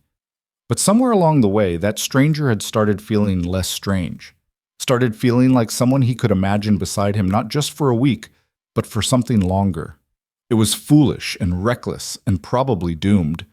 But for the first time in 3 years, Daniel felt fully alive. His phone buzzed one more time, a photo from Sophie, her hand with the wedding ring catching the light, captioned simply, "Getting used to this." Daniel looked at his own hand, at the matching band he'd almost forgotten he was wearing. He took a photo and sent it back. "Me too." Outside his window, Boston settled into night. Somewhere in the city, Sophie was doing the same thing he was, lying awake, wondering how a transaction had turned into something that felt dangerously close to real. Tomorrow would bring new complications. Tomorrow they'd have to decide how much longer to maintain the lie. Tomorrow reality would reassert itself. But tonight, Daniel let himself imagine that the impossible might be possible after all, that a marriage born from desperation might somehow become the most real thing in his carefully constructed life, that Sophie Lane, whoever she really was, might actually stay. The week that followed existed in a strange bubble of almost reality that Daniel couldn't quite name. Sophie showed up the next afternoon as promised, and Emma's delighted shriek when she opened the door made Daniel's chest ache with complicated feelings he wasn't ready to examine. They fell into a rhythm that felt both artificial and natural. Sophie would arrive after work, help with dinner, play with Emma, stay until bedtime. Sometimes she'd linger after, sitting on Daniel's couch, drinking wine and talking about nothing important. Other times she'd leave quickly, as if staying too long might break whatever spell they were both pretending wasn't there. On the 3rd day, Sophie showed up with bags from a department store. "I can't keep wearing the same 3 outfits," she explained when Daniel raised his eyebrows. "If I'm going to keep coming around, I need clothes that don't scream, 'I'm performing domesticity.'" "Where are you staying?" Daniel asked, realizing he'd never thought to ask. Sophie hesitated. "A hotel, the Langham." Daniel knew that hotel. It was the kind of place where rooms started at $500 a night. "That must be expensive." "It's fine." Sophie's tone suggested the topic was closed. She disappeared into the bathroom and emerged wearing jeans and a soft sweater that made her look younger, more accessible. "Better?" "You look like you actually live here," Daniel said. "That's the idea, isn't it?" Sophie smiled, but something flickered in her eyes. "Emma, want to help me start dinner?" They cooked together. Sophie surprisingly competent with a knife. Emma chattering about her day at school. Daniel watched from the doorway, struck by how seamlessly Sophie had integrated into their lives. It had only been a few days, but already Emma set 3 places at the table without being asked. Already the apartment felt incomplete when Sophie wasn't there. That evening, after Emma was asleep, they sat on the couch with the comfortable silence of people who'd known each other far longer than a week. "Your sister called me," Sophie said suddenly. Daniel's head snapped toward her. "What?" "Patricia. She got my number from your phone, I think. Asked if I wanted to meet for coffee." Sophie studied her wine glass. "She's investigating me." "I'm sorry." "Don't be. She's protecting you. I respect that." Sophie took a sip. I'm meeting her tomorrow. Figured it's better to face it head on than have her digging around behind my back. Daniel felt dread settle in his stomach. She won't find anything, will she? I mean, you're not hiding anything illegal or nothing illegal, Sophie said. Just complicated. She turned to look at him directly. Daniel, there are things about my life I haven't told you. Things that might change how you see me. Like what? Sophie opened her mouth, then closed it, shook her head. Not yet. Let me talk to your sister first. Then we'll see. She left shortly after, and Daniel spent the night staring at the ceiling, wondering what secrets Sophie was carrying and whether he'd still want her around once he knew them. The next day dragged. Daniel tried to focus on work, but his mind kept drifting to Sophie and Patricia sitting across from each other, his sister's sharp legal mind dissecting every word Sophie said. When his phone finally rang at 3 p.m., he nearly jumped out of his skin. We need to talk. Patricia's voice was tight. Can you meet me? Now? Daniel's heart sank. What happened? Just meet me. The coffee shop on Boylston. 30 minutes. She hung up before he could respond. Daniel made an excuse to his supervisor and drove through Boston with his hands white-knuckled on the steering wheel. Whatever Patricia had discovered, it was bad enough that she couldn't wait. Which meant Sophie had been lying about more than just the marriage. He found Patricia at a corner table, 2 untouched coffees in front of her. She looked up as he approached, her expression unreadable. Sit, she said. Daniel sat. What did you find out? Patricia pushed one of the coffees toward him. Do you know who Sophie Lane really is? She works in hospitality management. She owns it, Daniel, plural. She owns hotels, multiple hotels. She's the CEO and majority shareholder of Lane Hospitality Group, as in a multi-billion-dollar international hotel empire. The words didn't make sense at first. Daniel stared at his sister, waiting for the punchline. What are you talking about? Patricia pulled out her phone and showed him a Forbes article. There was Sophie's face, professional photo, sleek business suit, standing in front of a gleaming hotel lobby. The headline read, Sophie Lane, 30, takes family empire to new heights after father's retirement. Daniel's vision tunneled. He took the phone with shaking hands and scrolled through the article. Billionaire heiress, youngest female CEO in the hospitality industry, known for her privacy and refusing to use her wealth for publicity. Estimated net worth, $2.3 billion. That's not, Daniel started, then stopped. Because it was. It was Sophie. Same eyes, same slight smile, same woman who'd been making grilled cheese in his kitchen and helping his daughter with a school project about Venus. She didn't tell you, Patricia said quietly. Did she? It wasn't a question. Daniel set down the phone, feeling like the ground had dropped out from under him. Why would she hide this? He asked, though he already knew. He'd met her in a cafe at 1 a.m, desperate and broke, and offered her $5,000 to pretend to be his wife. $5,000. To a billionaire. That's what I asked her. Patricia leaned back. She said she wanted to be sure you liked her for who she was, not what she had. She said most people treat her differently when they know about the money. Most people don't marry her under false pretenses, Daniel said bitterly. No, they marry her for real under false pretenses. She's been engaged 3 times, Daniel, each time to men who wanted the Lane fortune more than they wanted her. The last one tried to get her to sign over controlling interest in the company as a wedding gift. Daniel felt sick.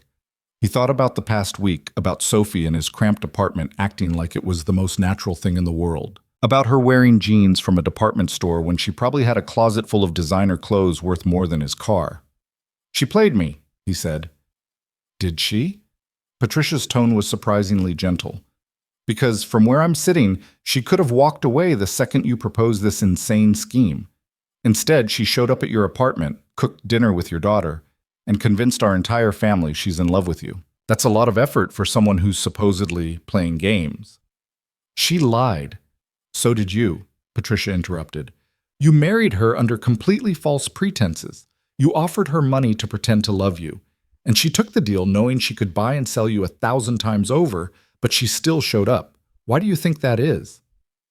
Daniel had no answer. His mind was spinning, trying to reconcile the Sophie he'd come to know with this stranger from Forbes. Billionaire, CEO. Someone so far out of his league, they weren't even playing the same game. "What did she say?" Daniel asked. "When you confronted her?" "She didn't deny anything, just asked me not to tell you yet. Said she wanted to do it herself when the time was right." Patricia paused. "But I couldn't let her keep deceiving you, even if her intentions are good." Daniel stood abruptly. "I need to go." "Daniel, I need to think. Thanks for telling me." He walked out of the coffee shop, Patricia's voice calling after him, but he didn't stop. He drove aimlessly, his phone buzzing with ignored calls from his sister. Finally, he pulled over near the Charles River and just sat, watching the water and trying to process everything. Sophie was a billionaire. She owned hotels around the world. She had more money than Daniel would see in 10 lifetimes. And she'd been pretending to be normal, pretending his small apartment and simple dinners and 6-year-old daughter's chatter was enough. Why? His phone buzzed again. This time it was Sophie. "Patricia told you, didn't she? I'm sorry. Can we talk?" Daniel stared at the message. Part of him wanted to throw the phone in the river. Another part wanted to drive to wherever she was and demand answers. But mostly he just felt tired and stupid and used. He texted back. "Not tonight. I need time." 3 dots appeared and disappeared several times before Sophie's response came. "I understand. But Daniel, please know that nothing about us has been fake. Not for me." Daniel didn't respond. He drove home, picked up Emma from Mrs. Chen's, and tried to act normal through dinner and homework and bedtime stories. But Emma knew something was wrong. "Where's Sophie?" she asked as Daniel tucked her in. "She had to work late. Is she coming tomorrow?" "I don't know, sweetheart." Emma's face crumpled. "Did we do something wrong? Did I do something wrong?" "No, baby. You didn't do anything wrong." Daniel pulled her close. "Sometimes grown-up things are just complicated." "But she likes us, right? She said she liked us." "I think she does," Daniel said, and realized with a jolt that he believed it. Whatever else Sophie had lied about, her affection for Emma seemed genuine. But liking someone and being with them aren't always the same thing.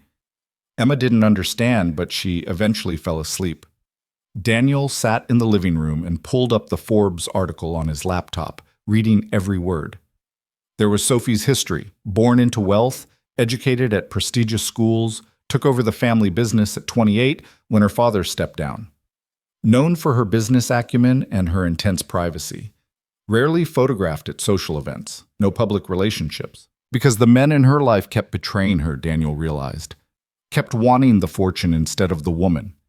And then she'd met him, a desperate widower in a cafe offering her pocket change to solve his problems. He'd treated her like an equal because he'd had no idea she wasn't. He'd been real with her because he'd thought they were playing in the same league. What must that have felt like for her? To be valued for something other than her money for the first time in years? Daniel's phone rang, Sophie's name on the screen. He stared at it for 3 rings before answering. "Hi," he said. "Hi." Sophie's voice was small, uncertain, nothing like the confident woman he'd grown used to. "Are you very angry?" "I don't know what I am." "That's fair." A pause. "Can I explain? In person?" Daniel looked around his apartment, at Emma's drawings on the fridge, at the second wine glass still sitting on the coffee table from 2 nights ago, at the space Sophie had carved out in his life without him realizing it was happening. "Tomorrow," he said, "after I drop Emma at school. Meet me at Lucia's, where this all started." "Okay." Sophie's relief was audible. "Thank you for giving me a chance to explain. I'm not promising anything." "I know, but thank you anyway." They hung up. Daniel sat in the dark apartment and tried to imagine tomorrow's conversation. What could Sophie possibly say that would make this okay? That she'd lied because she wanted to see if he'd like her without the money? That she'd kept pretending because she enjoyed playing poor? Except she hadn't been playing poor, she'd been playing normal. And maybe that was the point. Sleep came fitfully. Daniel dreamed of hotels and wedding rings and a woman with 2 faces, one he knew, one from Forbes, and woke feeling like he'd been running all night. He got Emma ready for school on autopilot, deflecting her questions about Sophie with vague promises. After drop-off, he drove to Lucia's cafe with his heart hammering. Sophie was already there, sitting at the same table where they'd first met. She wore jeans and a simple sweater, no makeup, her hair pulled back in a ponytail. She looked young and vulnerable and nothing like a billionaire CEO. "Hi," she said as Daniel sat down. "Hi." They stared at each other for a long moment. Then Sophie said, "I'm sorry for not telling you, for lying by omission." "Why didn't you?" Sophie looked down at her coffee cup. "When you approached me that night, you were desperate and honest and completely yourself. You didn't know who I was, so you treated me like a regular person. Do you know how rare that is for me?" "So you decided to keep lying?" "I decided to see what it felt like," Sophie corrected gently. "To be wanted for me instead of my bank account. To be in a relationship where money wasn't the primary currency." "This isn't a relationship. It's a business arrangement." "Is it?" Sophie looked up, and her eyes were red-rimmed. "Because it stopped feeling like business somewhere around day 2, when Emma showed me her stuffed animals, when you made me grilled cheese and didn't apologize for your apartment being small, when your grandmother held my hand and thanked me for making you happy." Daniel's chest tightened. "You could have told me then. And watched you change, watched you start treating me differently, wondering if you were staying for me or the money." Sophie shook her head. "I've lived that, Daniel, 3 times. 3 engagements to men who said they loved me but really loved the lifestyle. The last one proposed with a 40-page prenup that would have given him half my company. I'm not them. I know. That's why I'm telling you now." Sophie reached across the table, stopping just short of touching his hand. "The truth is, I stayed because being with you and Emma felt like the first real thing I've had in years. Your apartment is a fraction of the size of my smallest hotel suite, but it felt more like home than anywhere I've lived. Emma doesn't care that I own hotels. She cares that I helped her understand why Venus is hot and that I listened when she talked about her friend Madison's cartwheel." "What about the money I offered you?" Daniel asked. "The $5,000? Sophie smiled sadly. "I never planned to take it. I was going to refuse at the end, say it was payment enough to meet your family. But then we got married for real and it seemed cruel to mention it." "We're not married for real. It's a legal fiction." "Is it?" Sophie's voice was barely above a whisper. "Because when I put on that ring, when I said those vows, when I watched you with your daughter and your family, Daniel, I stopped pretending somewhere along the way." Daniel's heart was racing. "What are you saying?" "I'm saying I don't want this to end."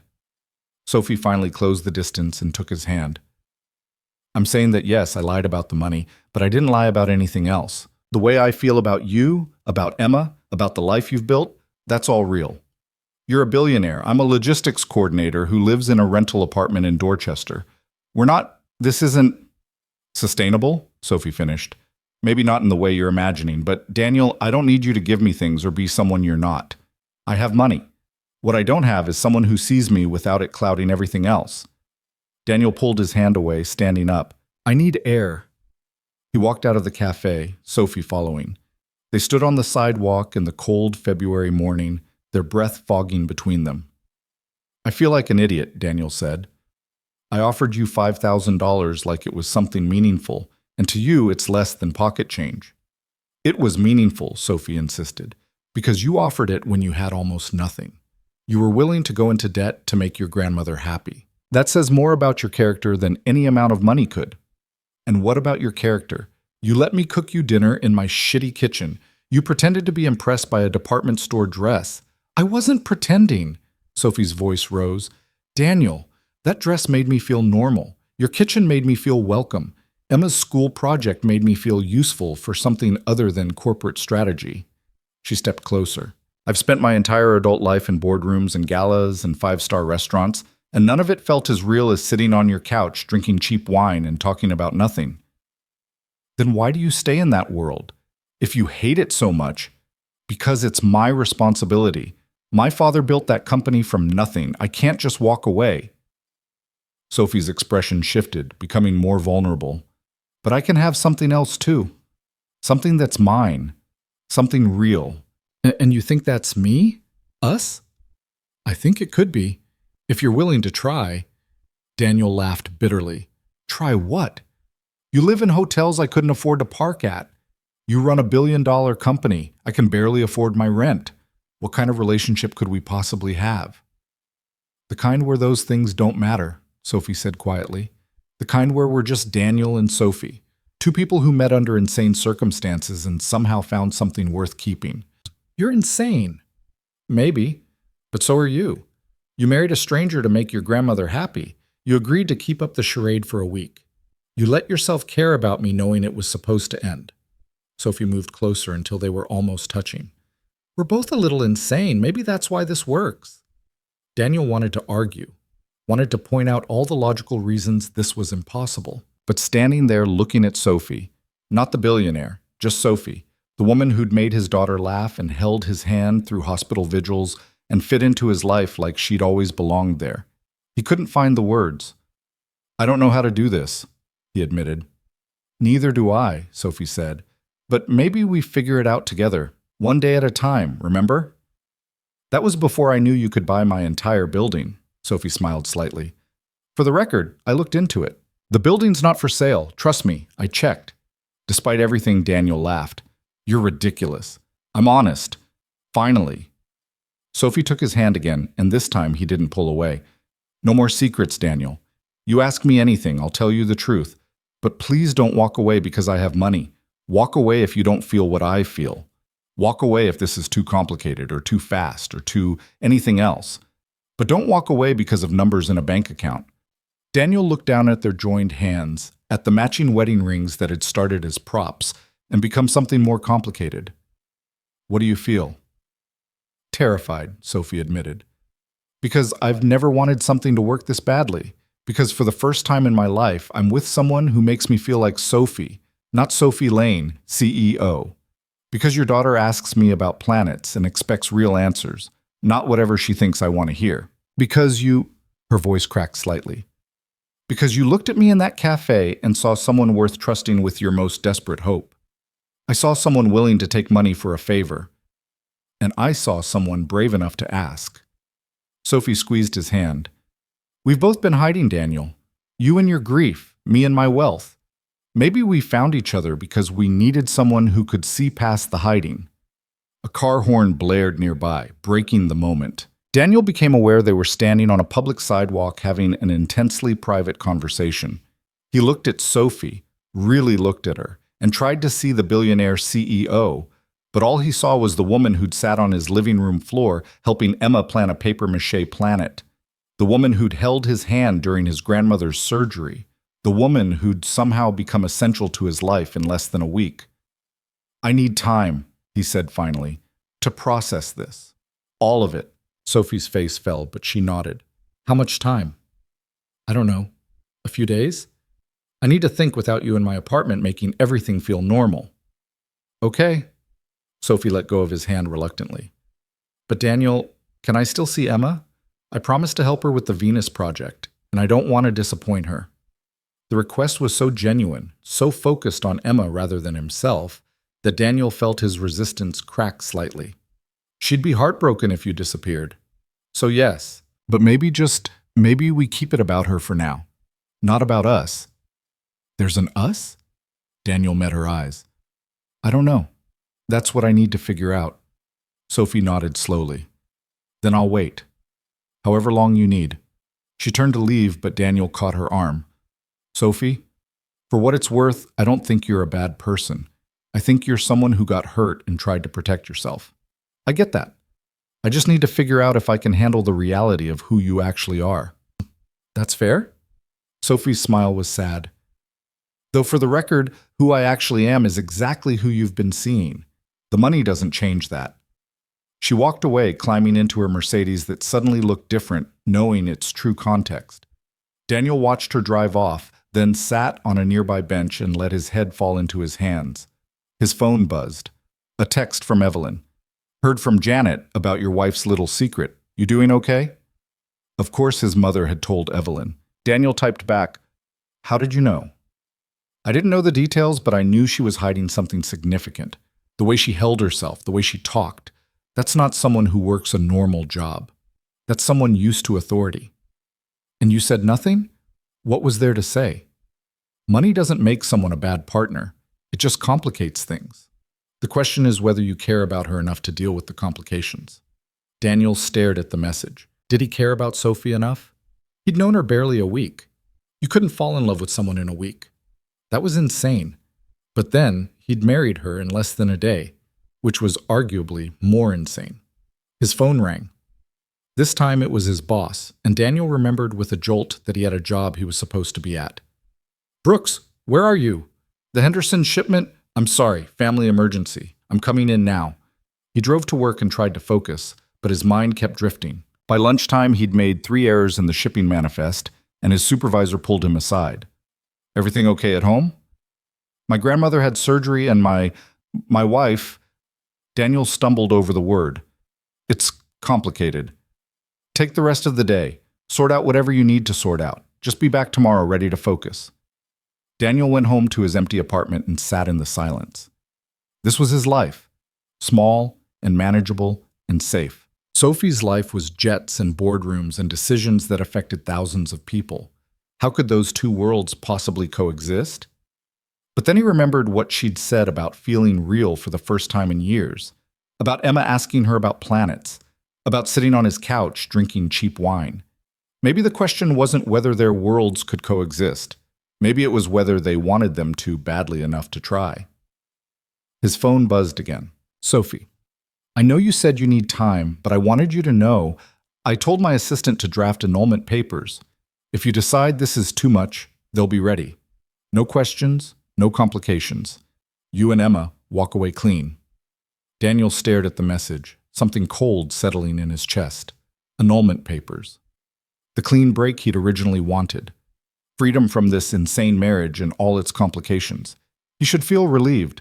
Instead, he felt terrified that Sophie might actually go through with it. He typed back, "Don't file them yet. I'm still thinking." "Take all the time you need," Sophie replied. "I'm not going anywhere." Daniel set down the phone and looked around his apartment, at the space Sophie had inhabited for the past week, leaving invisible marks everywhere. Her coffee mug in the cabinet, a hair tie on the bathroom counter, a book she'd been reading on the coffee table. She was already woven into his life in ways he hadn't anticipated. Removing her wouldn't be clean or simple. It would leave holes.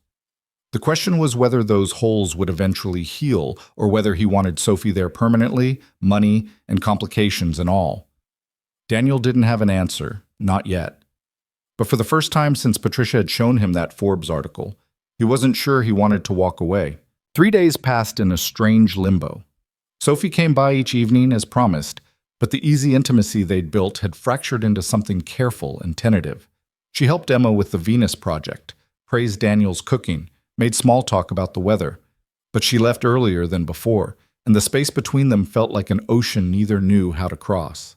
Emma noticed immediately. On the 4th night, after Sophie had said her goodbyes and disappeared down the stairs with a sad smile, Emma turned to Daniel with accusing eyes. "You're being mean to her." "I'm not being mean, sweetheart." "Yes, you are. You're using your polite voice, the one you use with telemarketers." Emma crossed her arms. "What did Sophie do wrong?" Daniel sank onto the couch, suddenly exhausted. "She didn't do anything wrong. It's just complicated. That's what grown-ups always say when they're being stupid." Emma sat beside him, looking far too wise for 6 years old. "Nana says love is simple. People make it complicated because they're scared." "When did Nana say that?"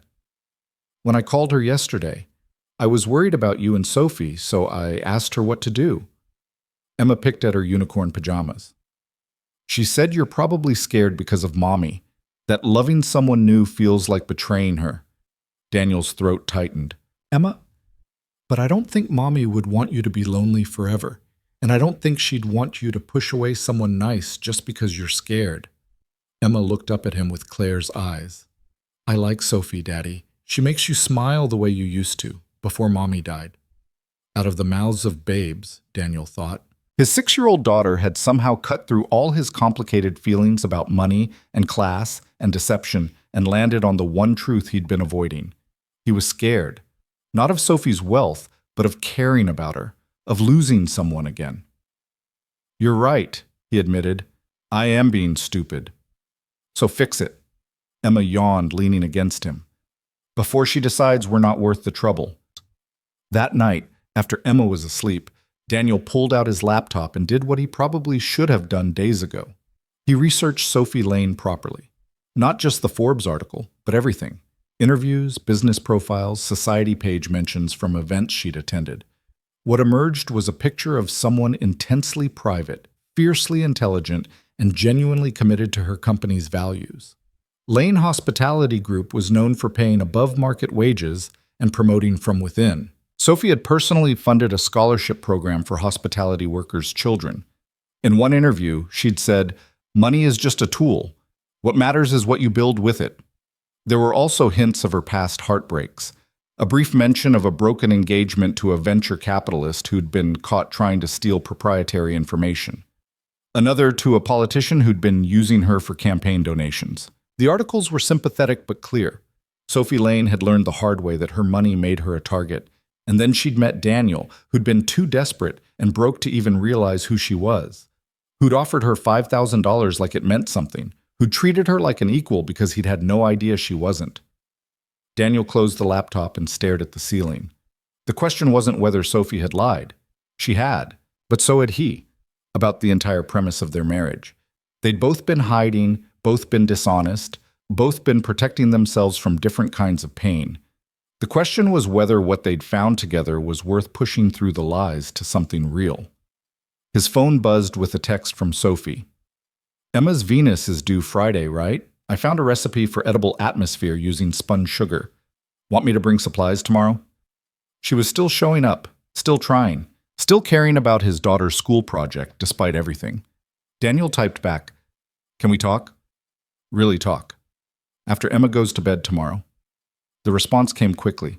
"Yes, I'd like that." The next evening, Sophie arrived with bags of sugar and food coloring and a YouTube video queued up on her phone showing how to make spun sugar clouds. Emma was delighted, and for 2 hours they turned Daniel's kitchen into a disaster zone of sticky sweetness and laughter. "It looks like a real planet," Emma crowed, examining their creation. The papier-mâché sphere was painted in swirls of yellow and orange, topped with delicate sugar clouds that caught the light like actual atmosphere. "It's perfect," Sophie agreed, helping Emma clean up the sugar dust.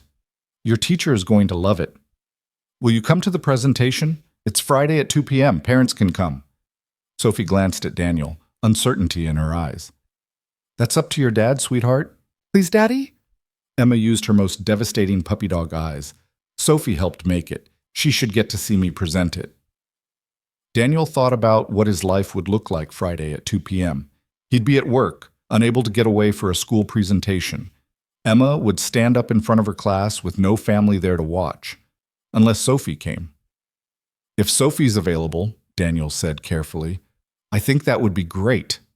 Sophie's smile was genuine and relieved. "I'll be there." After Emma was finally in bed, hopped up on sugar and excitement, Daniel and Sophie reconvened in the living room.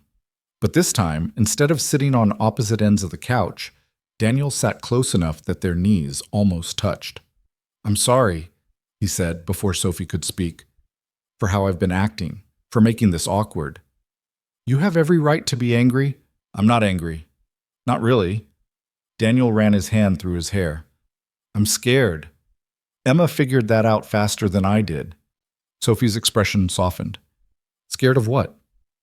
"Of caring about you, of letting Emma care about you, of building something that feels real, and then—" He couldn't finish the sentence. "And then losing it," Sophie finished quietly, "like you lost Claire." "Yeah." The admission felt like exhaling a breath he'd been holding for days. "When Patricia told me who you really are, it wasn't the money that scared me. It was realizing how easy it would be to fall for you completely, and how much it would hurt when you left. What makes you so sure I'd leave? Because look at our lives, Sophie. You run a billion-dollar company. You have responsibilities, employees, a whole world I don't understand. And I have a rental apartment and a 6-year-old in a job coordinating shipping routes." Daniel gestured around his small living room. "Eventually, reality has to reassert itself. Eventually, you'll realize this was just, what did you call it, an adventure?" Sophie was quiet for a long moment. When she spoke, her voice was steady but intense. You're right that our lives are different. But you're wrong about what I want. She shifted to face him fully. Daniel, I've had the money, the power, the prestige. I've dated men who looked perfect on paper. And none of it made me happy. None of it made me feel like I was living my actual life instead of performing a role. And you think I can give you that? You already have. Sophie reached out and took his hand. This past week, even with the awkwardness, even with you pulling away, has been more real than the past 5 years of my life. Emma asking me about planets, your grandmother telling me embarrassing stories about you as a kid, your mother interrogating me about my intentions. That's what real life looks like. Real life also includes bills and broken water heaters and parent-teacher conferences, Daniel said. It's not all charming and domestic. I know, and I want that too. Sophie squeezed his hand. I'm not asking you to quit your job and live in my world. I'm asking if we can build something that's ours, something that doesn't fit neatly into either of our old lives. What would that even look like? Sophie smiled. I don't know. That's the terrifying part. But maybe I keep my apartment, a real one, not a hotel, here in Boston. Maybe I work remotely more often. Maybe we have family dinners and homework help and school presentations. Maybe sometimes you and Emma come stay with me when I have to travel for business. Maybe we just figure it out as we go. You'd really do that? Change your whole life for someone you've known less than 2 weeks? I'm not changing my life. I'm expanding it. Sophie's eyes were bright. And yes, it's fast. Yes, it's crazy. But Daniel, everything about us has been crazy from the start. Why should this be different? Daniel looked down at their joined hands, at the wedding rings they were both still wearing. I told myself this was temporary, that I'd marry you, convince my family, and then we'd walk away clean. And now? Now I don't want clean. I want messy and complicated and real. Daniel met her eyes. I want you, not the billionaire, not the CEO, just Sophie, who makes terrible jokes while cooking and helps my daughter build planets and fits into my life like you've always belonged here. Sophie's breath caught. You mean that? I'm terrified of meaning it, but yeah, I do. Daniel raised their joined hands, studying the rings. These were supposed to be props. When did they start feeling real? For me? Probably the second day when you burned the grilled cheese because Emma was telling you about her friend's cartwheel and you were so focused on listening you forgot about the stove. Sophie laughed softly. You were so frustrated with yourself and I just thought, this is what it feels like to be part of a family. And you want that? Really want it? The burnt dinners and the chaos and the mediocrity? It's not mediocre, Sophie said fiercely. It's extraordinary. You've built something beautiful from grief and determination and love. Emma is happy and safe and brilliant. You show up every day and do the hard work of being present. That's not mediocrity, Daniel. That's heroic. Daniel felt tears prick his eyes. I'm not a hero. I'm just trying to survive. So was I. Until I met you. Sophie moved closer. So what do we do now? Where do we go from here? Daniel thought about all the logical reasons this couldn't work. The different worlds they came from, the complications of her wealth, the questions people would ask. Then he thought about Emma's face lighting up when Sophie arrived, about his grandmother's knowing smile, about how his apartment felt emptier on the night Sophie didn't come by.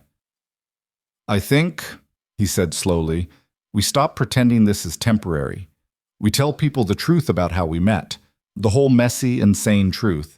And we see if this thing between us can survive reality. You want to stay married? I want to try being married for real, not a business arrangement, not a favor for my grandmother. Actually married to you, knowing exactly who you are. Daniel paused. If you want that too.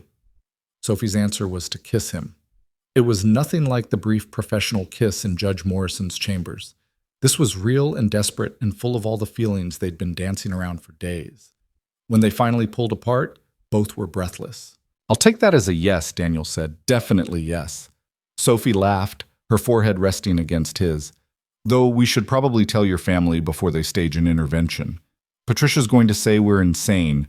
We are insane. But I'm okay with that if you are. They sat together in the quiet of Daniel's living room, and for the first time since Patricia's revelation, everything felt settled. Not perfect, not simple, but right. There's something I need to do, Sophie said suddenly. She pulled out her phone and made a call. Marcus? It's Sophie. Remember those annulment papers I had you draft? Delete them. We won't be needing them.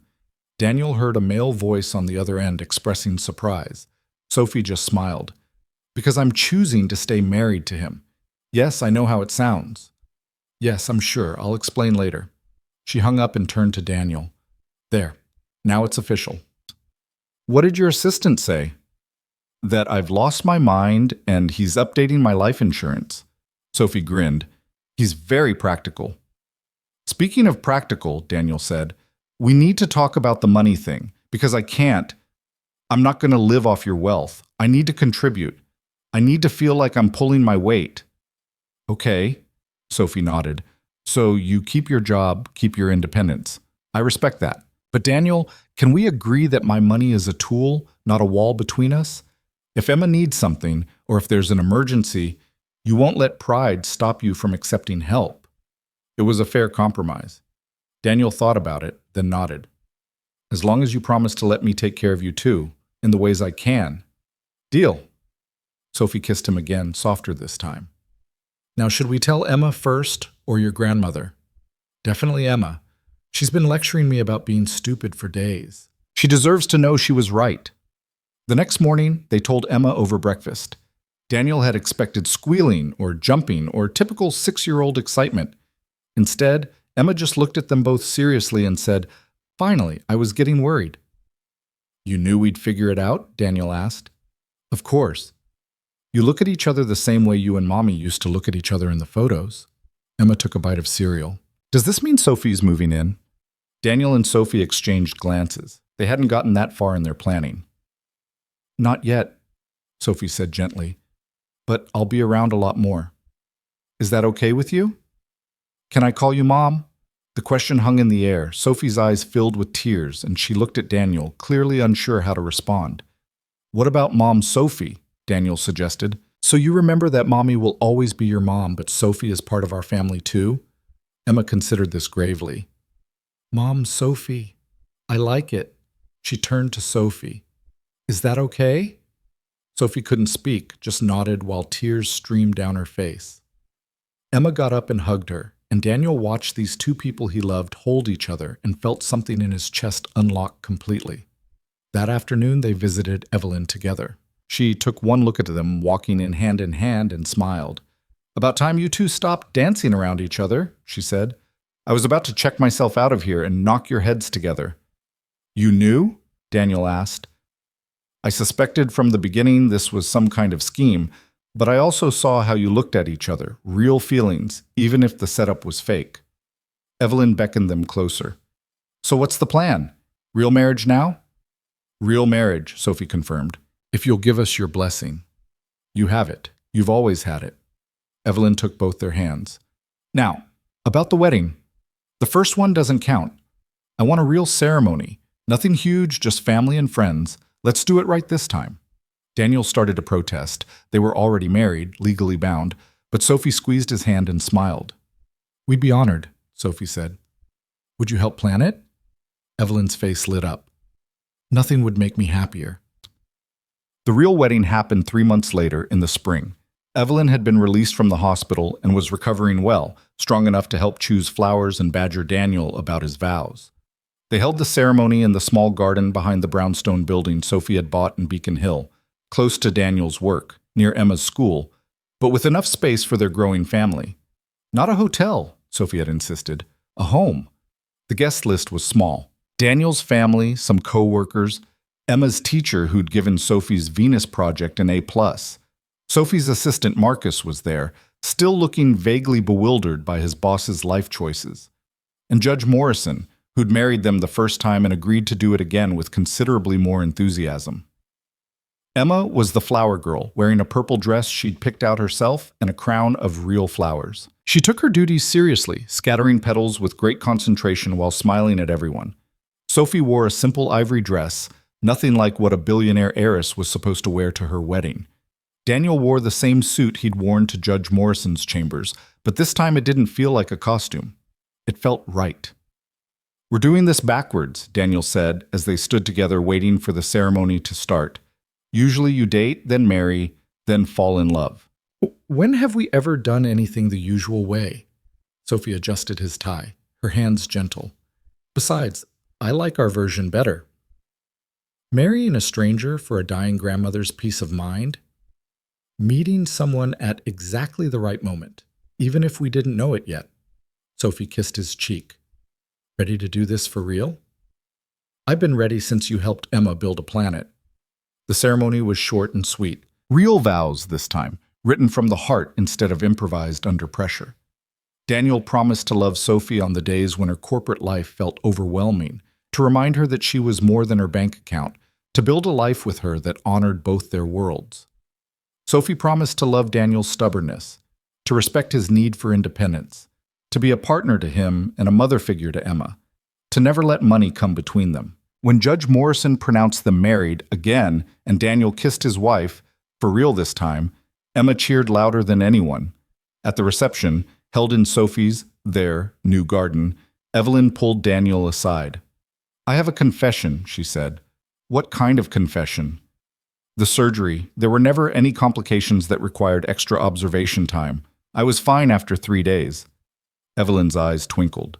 But I saw how you and Sophie were together, and I thought you needed more time to figure out what you had. So I may have asked the doctor to keep me a bit longer. Daniel stared at his grandmother. You faked needing extra hospital time. I didn't fake anything. I just didn't rush my recovery.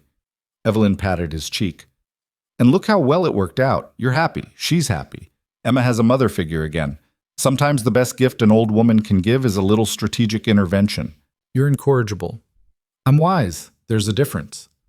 Evelyn nodded toward where Sophie was dancing with Emma, both of them laughing. That's what I wanted to see before I died, Daniel. You, living again, not just surviving.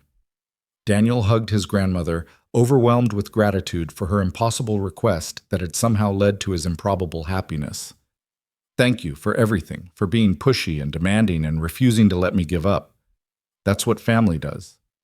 Evelyn pulled back, her eyes serious.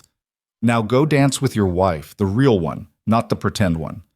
Daniel crossed the garden to where Sophie and Emma were twirling in circles, Emma's laughter bright as bells. He tapped Sophie's shoulder and she turned, face flushed and happy, more beautiful than any magazine photo could capture. May I? He asked. Sophie handed Emma off to Patricia, who'd softened considerably toward Sophie once she'd seen them together, and stepped into Daniel's arms. They swayed to the music, close and comfortable. Happy? Sophie asked. Terrified and happy, Daniel admitted. Still can't believe this is real. Want to know a secret?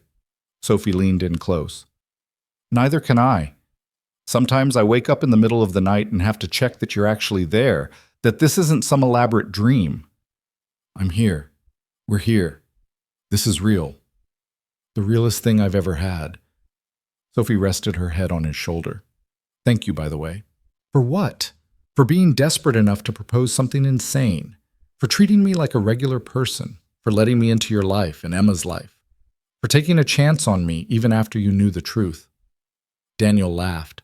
I should be thanking you. You saved my life that night in the cafe. I just didn't know it yet. We saved each other, Sophie corrected. They danced until the sun started to set, until Emma fell asleep on Evelyn's lap, until the last guests filtered out with hugs and congratulations. Finally, it was just the three of them, Daniel, Sophie, and a sleeping Emma, in their new garden, in their new life. Ready to go home? Sophie asked softly. Yeah, Daniel said, looking around at the brownstone that was now theirs, at the garden where they'd just gotten married for real, at his daughter sleeping peacefully. I'm ready. He carried Emma inside while Sophie gathered her shoes. Later, after Emma was tucked into her new bedroom with its hand-painted stars on the ceiling that Sophie had commissioned, they stood together in the kitchen of their new home. It was bigger than Daniel's old apartment, but not ostentatious. Sophie had worked hard to find the balance, comfortable without being overwhelming, elegant without being intimidating. A real home, not a showpiece. I've been thinking, Sophie said, pouring 2 glasses of wine, about the $5,000 you originally offered me. Sophie, I never expected you to actually take... I know, but I had Marcus draw up papers anyway. She pulled an envelope from a drawer and handed it to Daniel. I'm donating it to a scholarship fund in your name, for children of single parents who want to study logistics or supply chain management. Daniel stared at the papers. You're donating my money? I'm honoring the spirit of what you offered. You were willing to go into debt to make your grandmother happy, to give her peace before surgery. That generosity deserves to be multiplied. Sophie smiled. The fund is seeded with $5,000 from you and $5 million from me. Together, we're going to help kids whose parents are doing exactly what you did, working hard and holding things together against impossible odds. Daniel felt tears prick his eyes. You didn't have to do this. I wanted to. We're partners now, Daniel. Your values are my values. Your dreams are my dreams. Sophie clinked her glass against his. To impossible marriages and improbable love stories. To desperate proposals and billionaire brides who say yes, Daniel added. They drank, and then Sophie set down her glass and took Daniel's hand, leading him toward the stairs. Come on, let me show you our room. I had them frame something for above the bed. Daniel followed her upstairs, curious. Their bedroom was simple and beautiful, all soft colors and comfortable furniture. But above the bed, in an elegant frame, was something that made Daniel laugh out loud. The original check. The $5,000 he'd written in his apartment that first desperate night, never cashed, never deposited, just preserved as a reminder of where they'd started. You kept it, Daniel said wonderingly. Of course I kept it. It's the most romantic thing anyone's ever given me. Sophie wrapped her arms around him from behind, a desperate man offering everything he had to ease his grandmother's fears. How could I not fall in love with that? Daniel turned in her arms, looking at this woman who'd agreed to marry a stranger and somehow become his everything. I love you. I don't think I've actually said that out loud yet.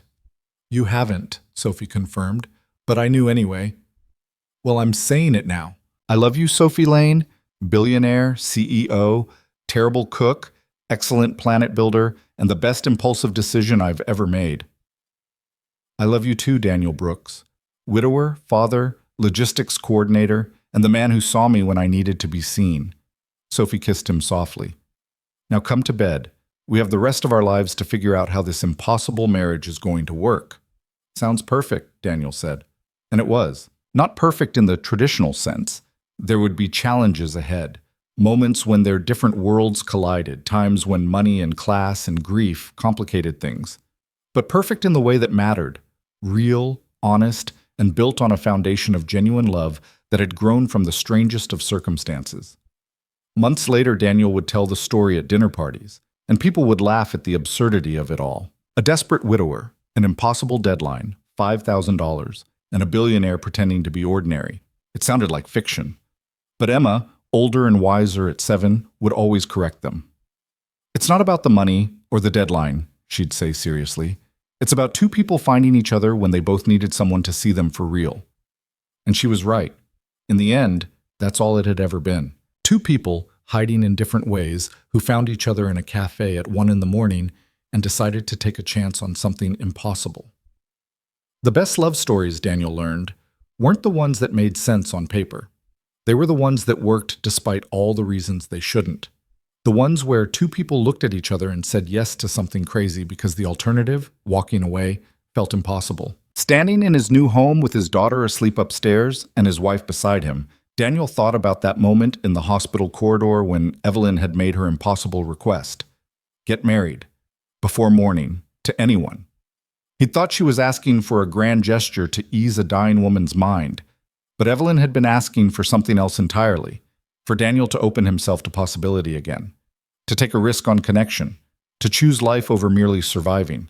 And in doing so, she had given him everything he hadn't known he needed, a partner who saw him, a mother figure for Emma, a future that looked nothing like his careful plans but felt more right than anything he could have imagined. What are you thinking about? Sophie asked, watching him with curious eyes. About how my grandmother is the wisest person I've ever met, Daniel said, and about how grateful I am that you were in that cafe. Best $5,000 you never spent? Sophie teased. Best decision I ever made, Daniel corrected, pulling her close. Even if it was completely insane.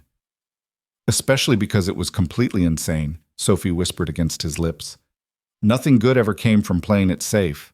And as they stood together in their home, built from impossible circumstances and improbable love, Daniel had to agree. Sometimes the best things in life were the ones that didn't make sense. The marriages that started as business arrangements and became real. The strangers who became family. The desperate proposals that turned into forever. This was his forever now. Messy and complicated and absolutely perfect. And it had all started with an impossible deadline, a willing stranger, and the courage to ask for something crazy.